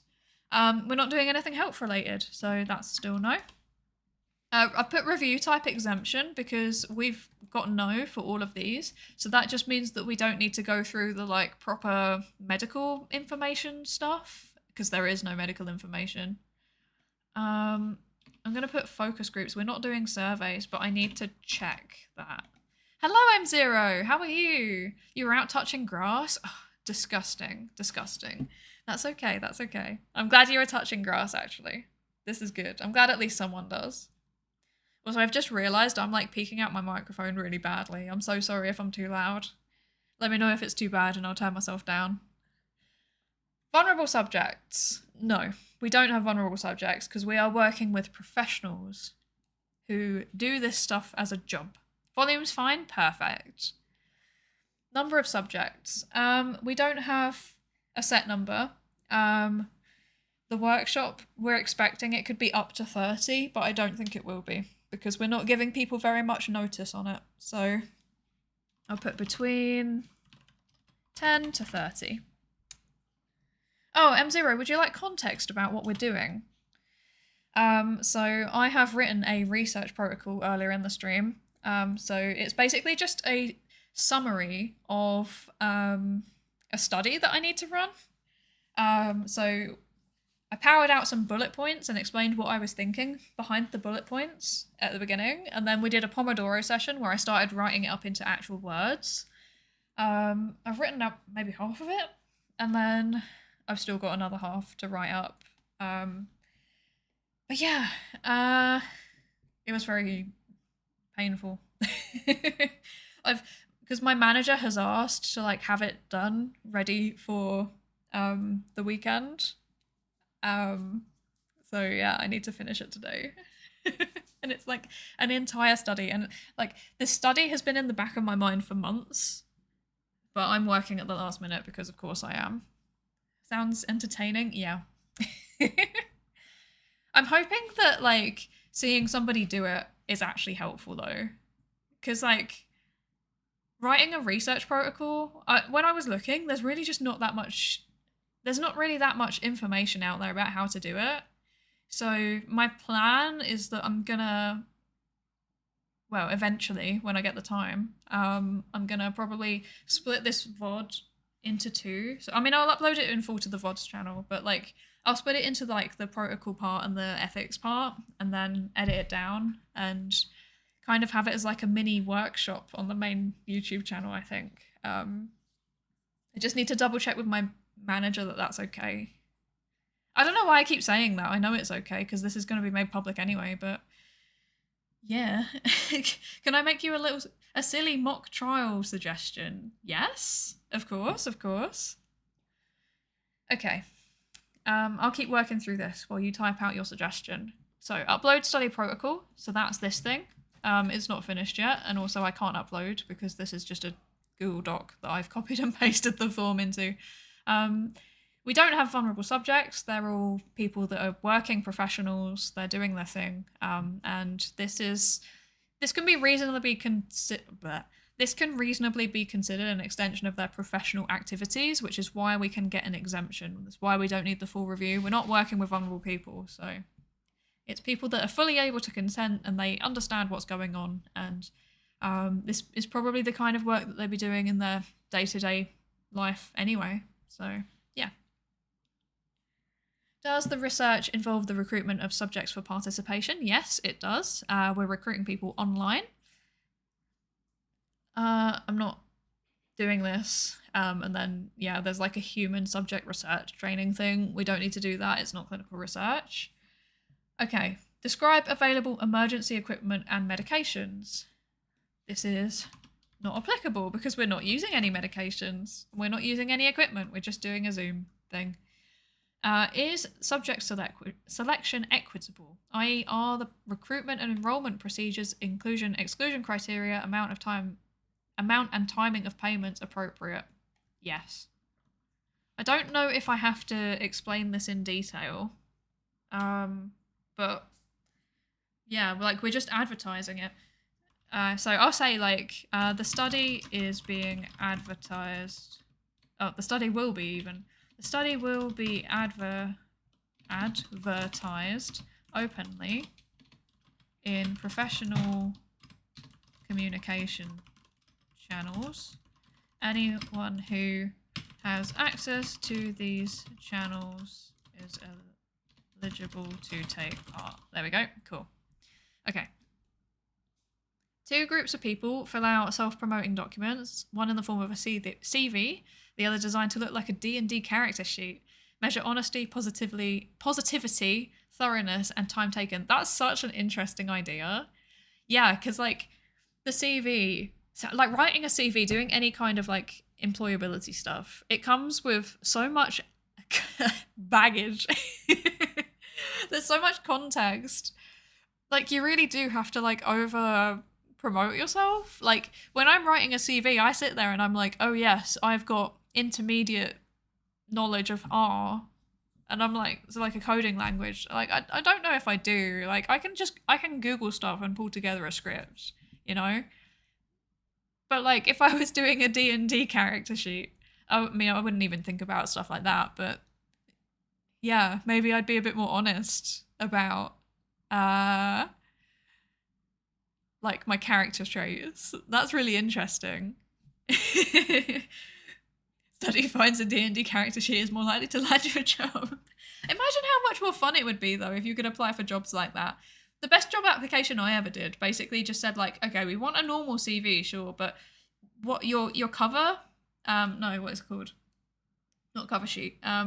Your cover letter, that's the one. Your cover letter, you can do it in whatever format you want. You can do a letter, you can do like an art project, you can do a video, whatever you're comfortable with, you do it. And I thought that was such a cool idea. Like that was so fun. I didn't get the job, but you know, it was fun. It was fun. I got to express myself, which was very nice. Me Googling how can I hide my -1 modifier in my intelligence stat. Mood. I don't know. I've never actually done D&D, so I don't even know what the stats are. I'm not very good at role playing, despite the fact I'm a VTuber. Well, I mean, to be fair, I'm basically just a VTuber of myself, so I don't really do any role playing with this. What are D&D stats? What do they involve? I need to know. I'm gonna Google it. I must find out. Okay. strength, dexterity, and constitution. And then intelligence, wisdom, and charisma. Oh my gosh, I'm negative on charisma. Oh dear. I'm also negative on dexterity. I'm so clumsy. Okay, so strength is... Okay, so dexterity... Okay, let's say I threw you a tomato. Dexterity is how easily you could catch the tomato. Yeah, mine would be like 0. Strength is how easily you could crush the tomato. Also probably 0, to be honest. Constitution is how easily you could eat a rotten tomato without getting sick. Okay, actually, I eat a lot of weird stuff without getting sick, so maybe that would be me. Maybe I'd have higher constitution. But then I always get sick, like, normally. Like, I'm allergic to a lot of stuff. You're not bad in some skills, you're dumping stats for min-maxing. Yes. I don't know what I've min-maxed, though. In theory, maybe intelligence, but I haven't. I have not maxed out intelligence. I don't think I've maxed out any of these. This is so sad. Oh dear. This isn't promising for me. Note to self, never fill out a D&D character sheet. Okay, so subject selection, we're doing it equitably. We're just asking people to take part. Secretly min-max charisma, I really didn't. I really, really didn't. The good thing about a VTuber avatar is that you can't see how awkward I am. Oh no. Just choose the wrong class to use it. Yeah. I don't know. So charisma, this might sound weird, but like charisma is actually really important for scientists. Wait. I've just noticed there's a cable that's doing weird things by my... Wait. Okay. I'm back. So this might sound weird, but charisma is actually really important for scientists. Because you need to be able to present your research, right? That's a really standard part of any kind of scientific career, is going out to conferences and going to seminars and presenting your research. But like, on top of that, you need to be able to win funding to do your research in the first place, which it partially is like writing clearly, like clearly explaining in writing, okay, I need this amount of money so that I can do this, and this will be the outcomes, and then this is the contribution it's going to make. But like, normally grants, well, not normally, but sometimes grants can include an element of like needing to be able to talk to people. So they might have an interview, or they might have a I know that there's some grant agencies that like do a ranking system where like the people that have applied for the grant rank the other applications. So yeah, I don't know. I think that charisma is actually really important for a scientific career. And then also a lot of science is really collaborative. Like you're working with other people to get the research done. And if you can't interact with them, you're going to struggle. Like you can get by just doing solo research projects, but in psychology, it's really moving away from that. So it would be quite difficult. And that's, you know, completely ignoring the fact that like psychologists specifically are actually working with participants, you know, and we kind of need to be able to talk to them. Because if we can't, then, you know, that's a bit strange. What do we do? If your participant just turns up and then you just stare at the floor awkwardly, which may or may not have happened to me before. Did you mean lying is important for scientists to get participants? No, we just need to be encouraging. We don't lie. There's no lying because that's not ethical. Comedy show idea. Scientist married to a marketing agent who writes all their grant applications. I actually feel like scientists should get marketing training. Like, if scientists knew how to market their work, they would get so many more grants and there would be so much more public interest in what they're doing as well. But that's actually such a good show idea. That should be an anime. I would watch that. Science is really collaborative. I miss the days of mad scientists. Yeah, those days are past now. It's all... Cause it did used to be very much just like one dude locked away in an office for 7 years and he comes out and he's like, I have discovered the newest theory of something. I don't know. intelligence or whatever. And now it's like you have to work in big teams, ideally, to get the most data possible. But I don't think that's a bad thing. I think that's probably a good thing, because when it was just like one individual person, often they would actually be relying on a lot of other people's labor, and that labor would just go entirely uncredited. So like, I think a really good example is there was a Nobel Prize awarded, I believe, for the discovery of quasars, and like the actual discovery had been made by the observations had been taken by a grad student. And you know, she'd run the initial data analysis, and then she'd passed it on to her supervisor, like, hey, could you have a look at this, because this is really weird, I think it might be this. And then the supervisor like took those findings and published them. I don't remember if she was on the actual paper, but yeah, they went away and published the findings, and then like the supervisor and their colleagues got a Nobel Prize for it, and then the grad student who actually made the discovery was completely left off it. Unfortunately, it's quite common for that. Well, it was quite common for that to happen. It's starting to become less common, because a lot of scientists are starting to recognize that grad students are actually scientists in training, and you know, when we do work, it's actually you know, normally pretty good quality work, and we should be rewarded for it. So yeah, that's a surprisingly common dick move in academia. Yeah, it is, unfortunately. My favorite science fact is that the word scientist came up because there was this woman who just couldn't be described as just a physicist or a chemist, because she was all three, but also not a man of science. Huh. That sounds like, actually, no, because I imagine that was probably in like the 1800s or something, but yeah, there's quite a few people that fit that. There's quite a few people that fit that description, I think. Shocking news, boomers recognize children of people. So true. So true. Okay, let's have a look. Let's go back to the ethics form now, actually, shall we? Okay, let's do actual science again. Let's do science. Rather than complaining about science, let's do actual science. Okay. Right. Will the subjects be charged for the costs of trial, participation, treatments, or tests? Not applicable. They're not taking part in a clinical trial. You know what? I'm just going to copy and paste this. Compensate for injury, not applicable. Why will participants not be compensated for injuries? They won't be injured. I can't write that. Participants will not be at risk of physical injury. Some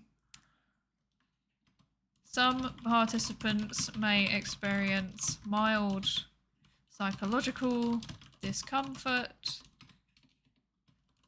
This will not be greater than experienced in everyday life. Okay, there we go. Are there incentives for accelerated recruitment? That means basically, are we paying people? Like, are we paying people to take part so that they take part faster? I don't actually know. I need to check that with my supervisor. Will the subjects be compensated? I also need to check that.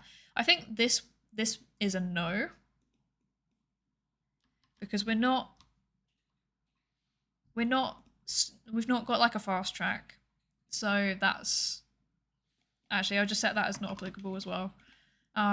Compensation, I need to check with my PI. Indicate which of the following applies to this study regarding informed consent. I think that's meant to be a drop down, and I don't have the drop down options, so I'm not sure what to put there. Okay, informed consent, right? Informed consent is basically just like the information that you give the participants in advance of the study to let them know what is happening. So I said earlier, there's some studies need to have a bit of deception. You need to like hide what the study is about so that you're not biasing their responses. That isn't the case with this study. We are giving them full informed consent. So yeah, we're telling them everything, you know, who's taking part, all of the risks. There's no deception whatsoever. So in terms of the actual consent process, what are we doing? Will the subjects be compensated? Yes, with a pizza party after. That would be amazing. But that also sounds kind of corporate though, doesn't it? Like, you know, like that corporate thing where they're like, oh yeah, we've heard that you're having a bad time with your well-being because we're working you too hard, but that's okay because we're gonna throw a monthly pizza party. Yeah. Yeah, that was the joke. Yeah. I kind of do like pizza parties though, I'm not gonna lie. I might actually be won over. It would be amazing, yeah. I'm never opposed to pizza. I'm never opposed to pizza. Apart from when they don't provide any like I've got a cow's milk allergy, so when there's no option for like vegan cheese or whatever, then I get very, very sad because I've turned up to a pizza party and I cannot have any pizza. And that has unfortunately happened more times in my life than I would like to admit to. It's like hugs. Yeah, so true. It's just comforting. It's just nice to be around other people and vibe with pizza. Hugs are nice. Hugs are good. Yes. And so is pizza. Right. Consent interview. So, we're not doing consent interview. Hang on. I need to like think about this. What are we doing here? So, they don't replace friendship support though. Yes, very true. Very true. Unless you're a massive introvert like me, in which case possibly. Like pizza party gives me all of the socialization I need for the month. Right, so consent. What are we doing with consent? We are giving written consent. In the form of a via form. Via online form. But before that, they get a information sheet, which details, and then I need to insert things. I'm just going to copy and paste it from the protocol, I think. Consent is required to take part, and will be yeah, that's all. It's a prerequisite for taking part. Steps taken to minimize coercion or undue influence. Not expect. No. How can I say like? Okay, wait. So basically, we're not expecting coercion to be an issue because they are professionals. Okay, right. Participants. There we go. Will be professionals.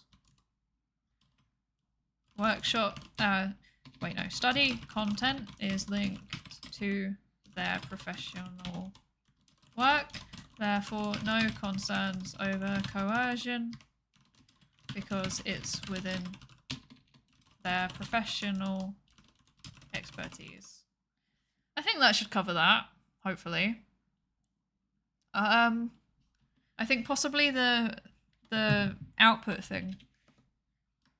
Output might be coercive, but we are clear. Now, I'm going to go back and rewrite this to be clear.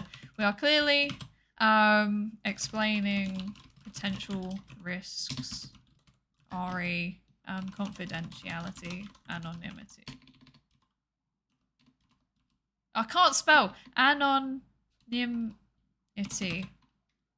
I don't know if I spelled that right. And then what information is communicated to the participant or legally authorized representative? And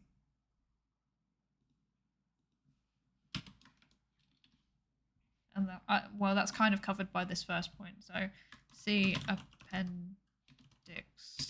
I don't know which one. Oh my gosh.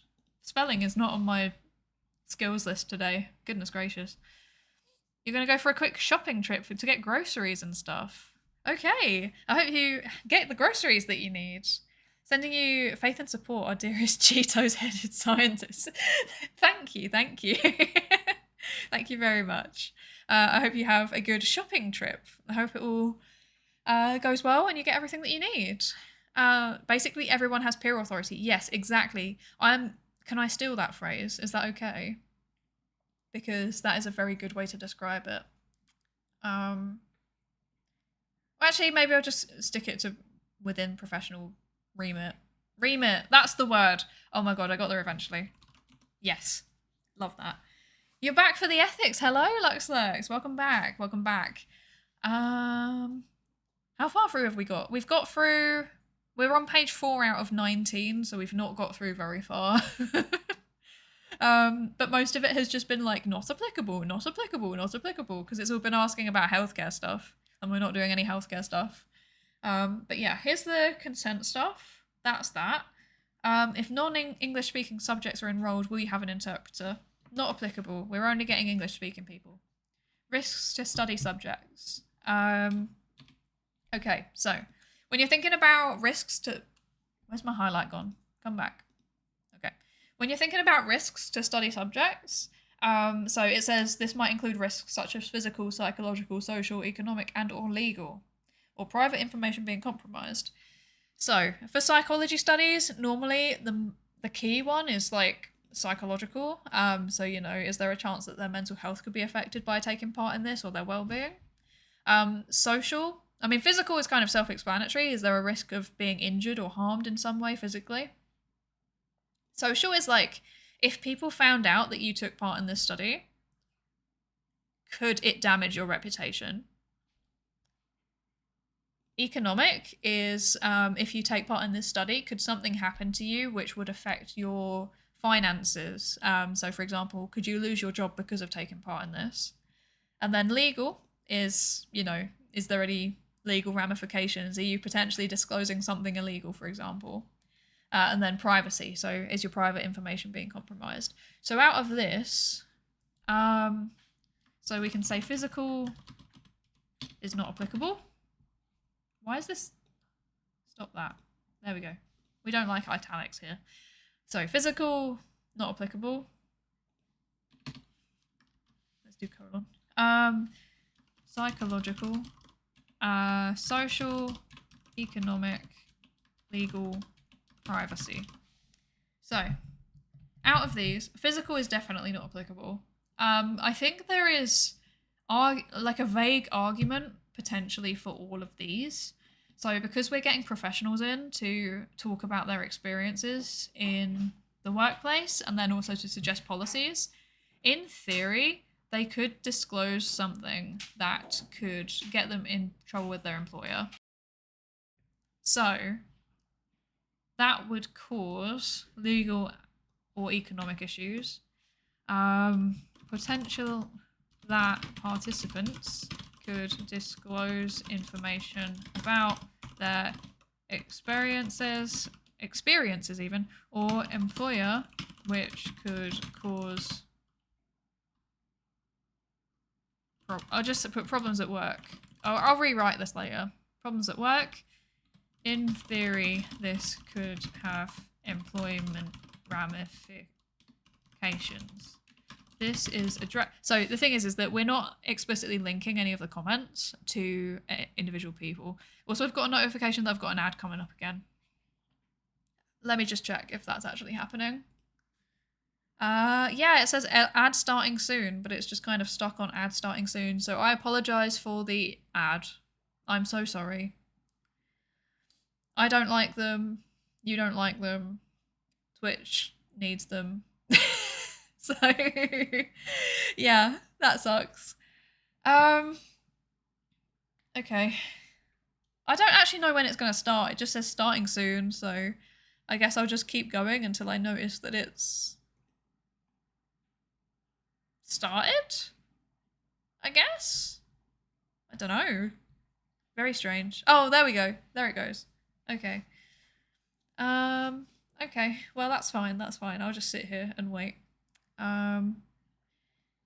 Is there even any... Are there even any subs in the chat? Are there any subs in the chat? I don't know. I don't think there are. That's fine. That's fine. I guess I will just talk to myself.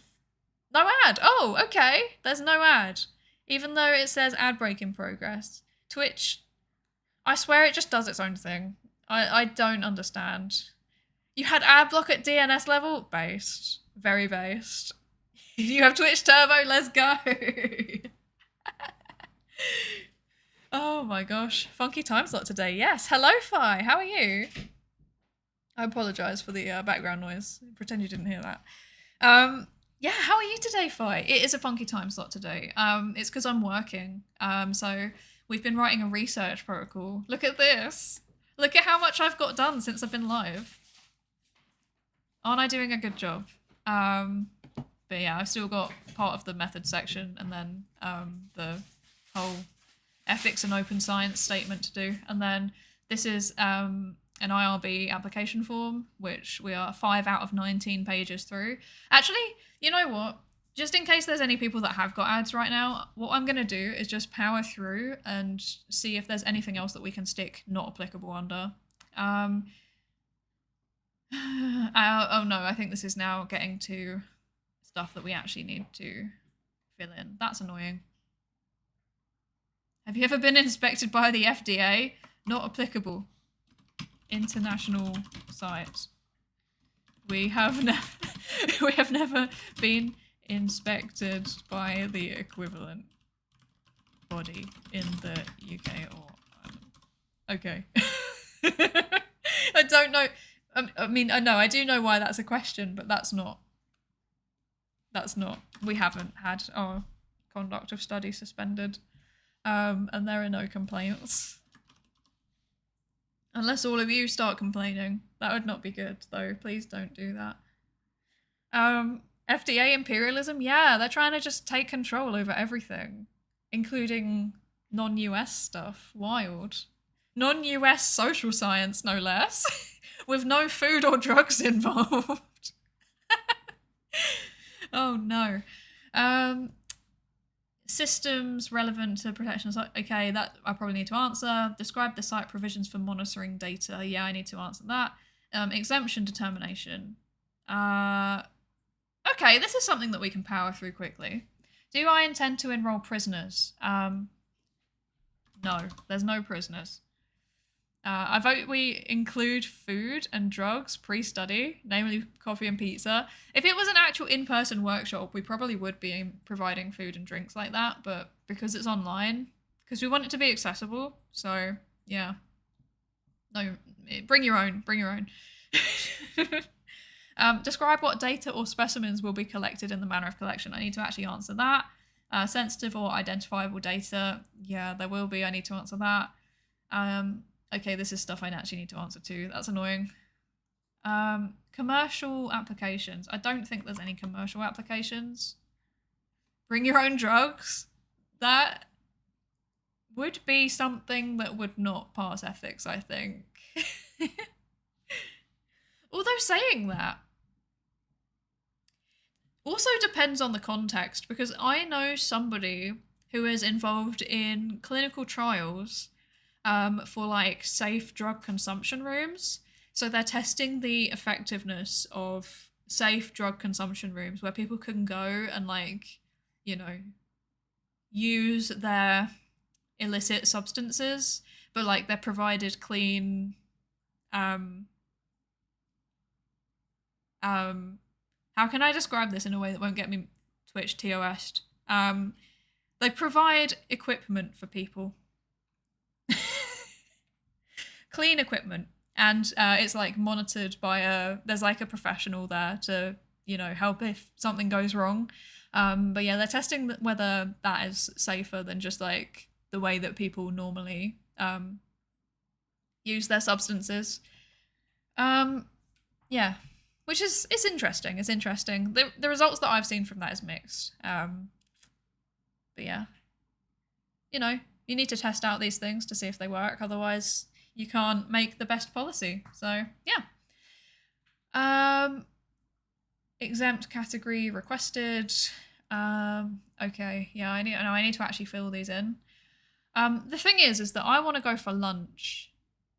I'm hungry and it's 12, and that's when me and Husbando Mod normally have lunch. Husbando Mod, do you want to have lunch? Indicate to me somehow. I think I'm being ignored.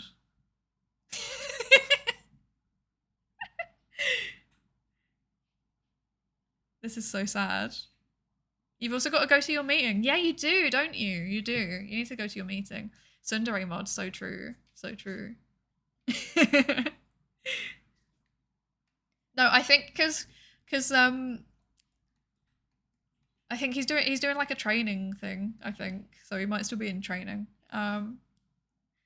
We have a very weird setup because we're like literally like opposite each other. We can see each other. Like if I poke my head up like this, I can get his attention. But I'm not getting his attention. Okay. we have a setup that's kind of like an office, like as in an actual office. It's quite funny, to be honest. We're like sat opposite each other at desks. It's very cool. Let's see. Let me just quickly. I need to know when we're having lunch, so I will actually just message him really quickly. When lunch? That will get his attention. Okay. Okay. Is there anything else here that I can just add a quick not applicable to?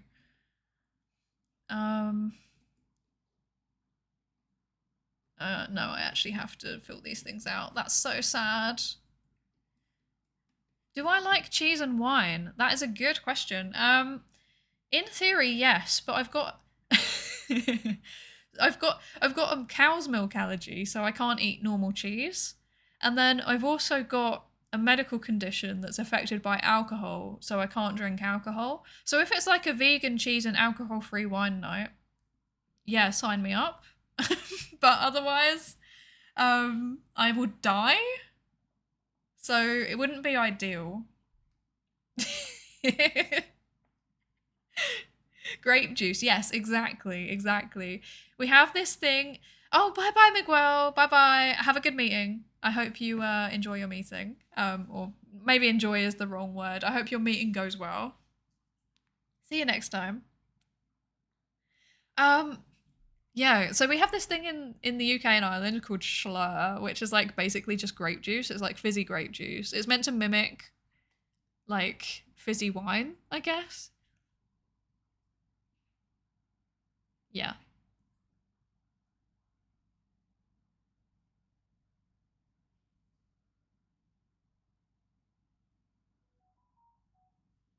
Sorry, I had to yes, I had to deal with some stuff. Okay, right, we're good.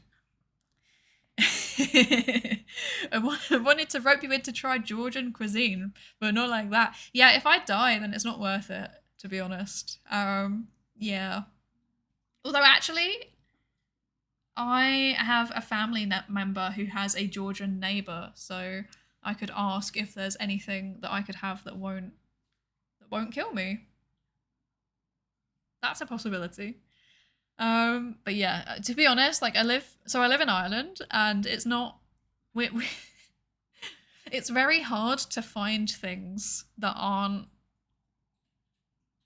British or Irish, or like some very like you know there's a few like common ethnic groups that you can find stuff for. So like you can find Polish stuff, you can find Romanian stuff, but otherwise it's quite hard to find things that are not from Ireland or the UK.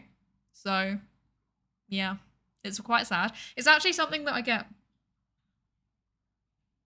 It's something that I get kind of homesick about, to be honest.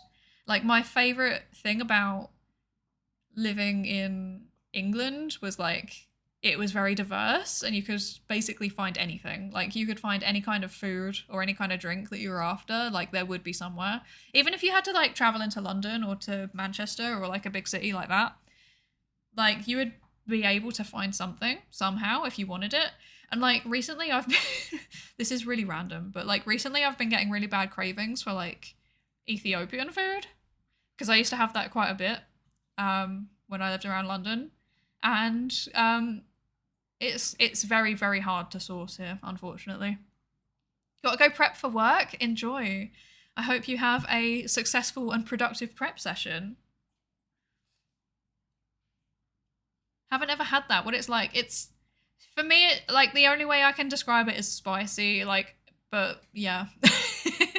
I'm not very good at describing food. Like I would describe Like if somebody asks me to describe Nando's, I'm like, it's spicy. If somebody asks me to describe Indian food, I'm like, it's spicy. If someone asks me to describe Ethiopian food, it's spicy. I can tell they're different. I just can't describe how they're different, you know? Like I can just about describe the difference between like, you know, like chili pepper and like Szechuan pepper because it's like chili pepper is like a painful spicy. No, like a burning spicy, and then Szechuan pepper is like a numbing spicy. But like aside from that, like my ability to describe food is just terrible. What's your favorite loaded potato recipe? Baked potato. I actually don't have baked potato very often. When I this is like the most generic British response ever, but when I do have it, normally I have baked potato with beans. Like baked beans. I'm so sorry. I'm so sorry. I've let you down for like baked beans and black pepper and like obviously I have like vegan cheese on it, but cheese. And then like spicy, like hot sauce. It's very good, I promise. The baked beans get so much hate, but they don't deserve it. They're actually quite good. Especially if you season them. Like I think the thing that people don't understand is that baked beans, it's like in a tomato sauce. And like, yes, a lot of British people do just eat them as they are, but like the sauce is pretty good. It's like I don't know if anyone else has like spaghetti in a can where it's like spaghetti shapes or like pasta shapes or like spaghetti rings in like a kind of slightly sweet tomato sauce. I don't know if that's a thing elsewhere, but like that's basically the kind of sauce that baked beans are in. And like I don't really like it on its own. I've never been like a plain baked beans fan, but if you add seasoning to it, oh my god, it can be really good. It can be really good. It's not healthy though, probably. Toast sandwich is not a joke. Toast sandwich is a joke, but yeah, we do have some strange habits. So like my the worst like British food habit I have is one that I picked up from my dad. Um and it is when you've had a roast dinner and you're left with loads of gravy afterwards, you're like I'm so sorry. I apologize for saying this out loud, but like you mop it up with bread and then you eat it and it's like gravy bread. Then that is unironically a thing in the part of a world where I grew up. So yeah, gravy bread. There's also gravy on chips. That's acceptable. Okay, good. That sounds tasty. Okay, good, good, good. The most cursed thing that I've ever eaten was gravy on pasta, but that wasn't out of choice. That was out of poverty when I was a student. It's like a medieval tradition, kind of, yeah, kind of. I wonder how similar UK baked beans are to US baked beans. I've heard they're quite different. Um, yeah, I've heard that they're quite different because I think the reason why a lot of US people have like discussed to like beans on toast, I think, is because your baked beans are very, very different. Yeah. They didn't always have utensils, so they used bread as plates and napkins. Yeah, it's like you can still. It's kind of funny, isn't it? Because it's like soup in a bread bowl. Like you just put it in bread. That was always like a very traditional thing, and now it's like a pretentious thing. Now it's like, oh yeah, you know, we've gone out of our way to to be pretentious. We have baked the finest sourdough, and now we are. Yes, doing our fancy thing with the sourdough. Okay, so okay, this was traditional. Yeah, it was traditional. Well, at least in some parts of the world, definitely in parts of Western Europe, and also things that I places that I know. Um, okay. So here's the thing. Here's the thing. Here's the thing. Husband Husbando has politely asked for me to stop talking so much because I'm very very loud and he's trying to listen to something. And I'm talking over the top of the thing he's trying to listen to. So, I have I have, I'm not sure what I should do. I can either ask him out for dinner while he's paying attention. No, no, no. So here's the thing. No, because I actually don't want to interrupt his thing. And yeah, if he needs me to stop, then I do need to stop. So we have two choices. Which I will poll. Oh, you can see me doing the poll. Okay, that's fine, that's fine. The choices are, what do? Pomodoro or end. Because I've been streaming for almost, yeah, just over 3 hours now. It's quite a while. I have a feeling, the thing is that if we do Pomodoro, I'm probably going to end anyway. Like after the Pomodoro, because I want to go have lunch. Actually, you know what? Maybe it's just a good decision to just call it quits now, because I have been talking rather than working, and I do actually need to work. Okay, right. Okay. It's not hard to beat clam chowder in a bread bowl. Ooh. I've never had clam chowder. I don't even know what it is. Okay, so this is what the Twitch dashboard looks like, by the way, if you've never seen it. But yeah. Your side eyes will miss you. That's going to become a thing, isn't it? Yeah, no, I think we should probably call it quits. So what am I doing? What am I doing? I'm confused. Let me turn off this. I have enjoyed the stream though. I think we've got some interesting stuff done. We did run through a good chunk of the ethics form. I think I've covered enough stuff that I would be able to get a video out of it. So, like, even if it's just the protocol, but I know we didn't really go through as much of the ethics as we could have. But yeah, I think we've done okay. So we have two choices. In terms of raid, we have two choices. So we can either raid into somebody that's doing a Pomodoro session and keep working together at their Pomodoro session, or we can go and raid into somebody playing Sonic Adventure 2 Battle, which is one of my favourite games ever.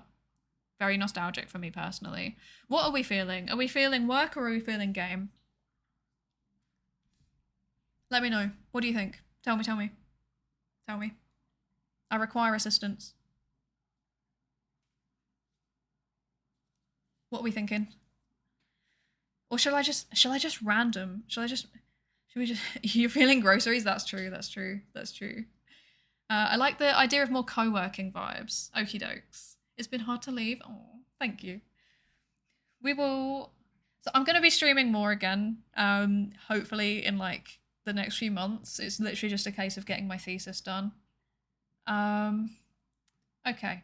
In that case, hydrate and posture check. Thank you, Dead Hyperspace. Thank you. Very much needed. Bye-bye, thank you. Thank you for joining us, Dead Hyperspace. Yeah. Okay, yeah. So the person I'm going to raid into is on their BRB screen, I think because they're on lunch. Oh no, in a meeting, be back soon. But they've got like a interactive to-do list, so you can add to-do lists to stuff. So let's go raid into them. He is the Painful PhD. Great name. But yeah, let's go join their co-working session. And I need to do the raid message. Raid message. There we go. There's the raid message. I don't think we're going to get any response from the raid message because he's literally not at his PC. But, you know, maybe other people will say hi. Okay, so let's go head over to the Painful PhD. Let's get some stuff done with the Pomodoros. And yeah, I will see everybody another time. And go get your stuff done. Go get your groceries. Go get your work done. And yeah, I'll see you next time. Bye-bye, everybody.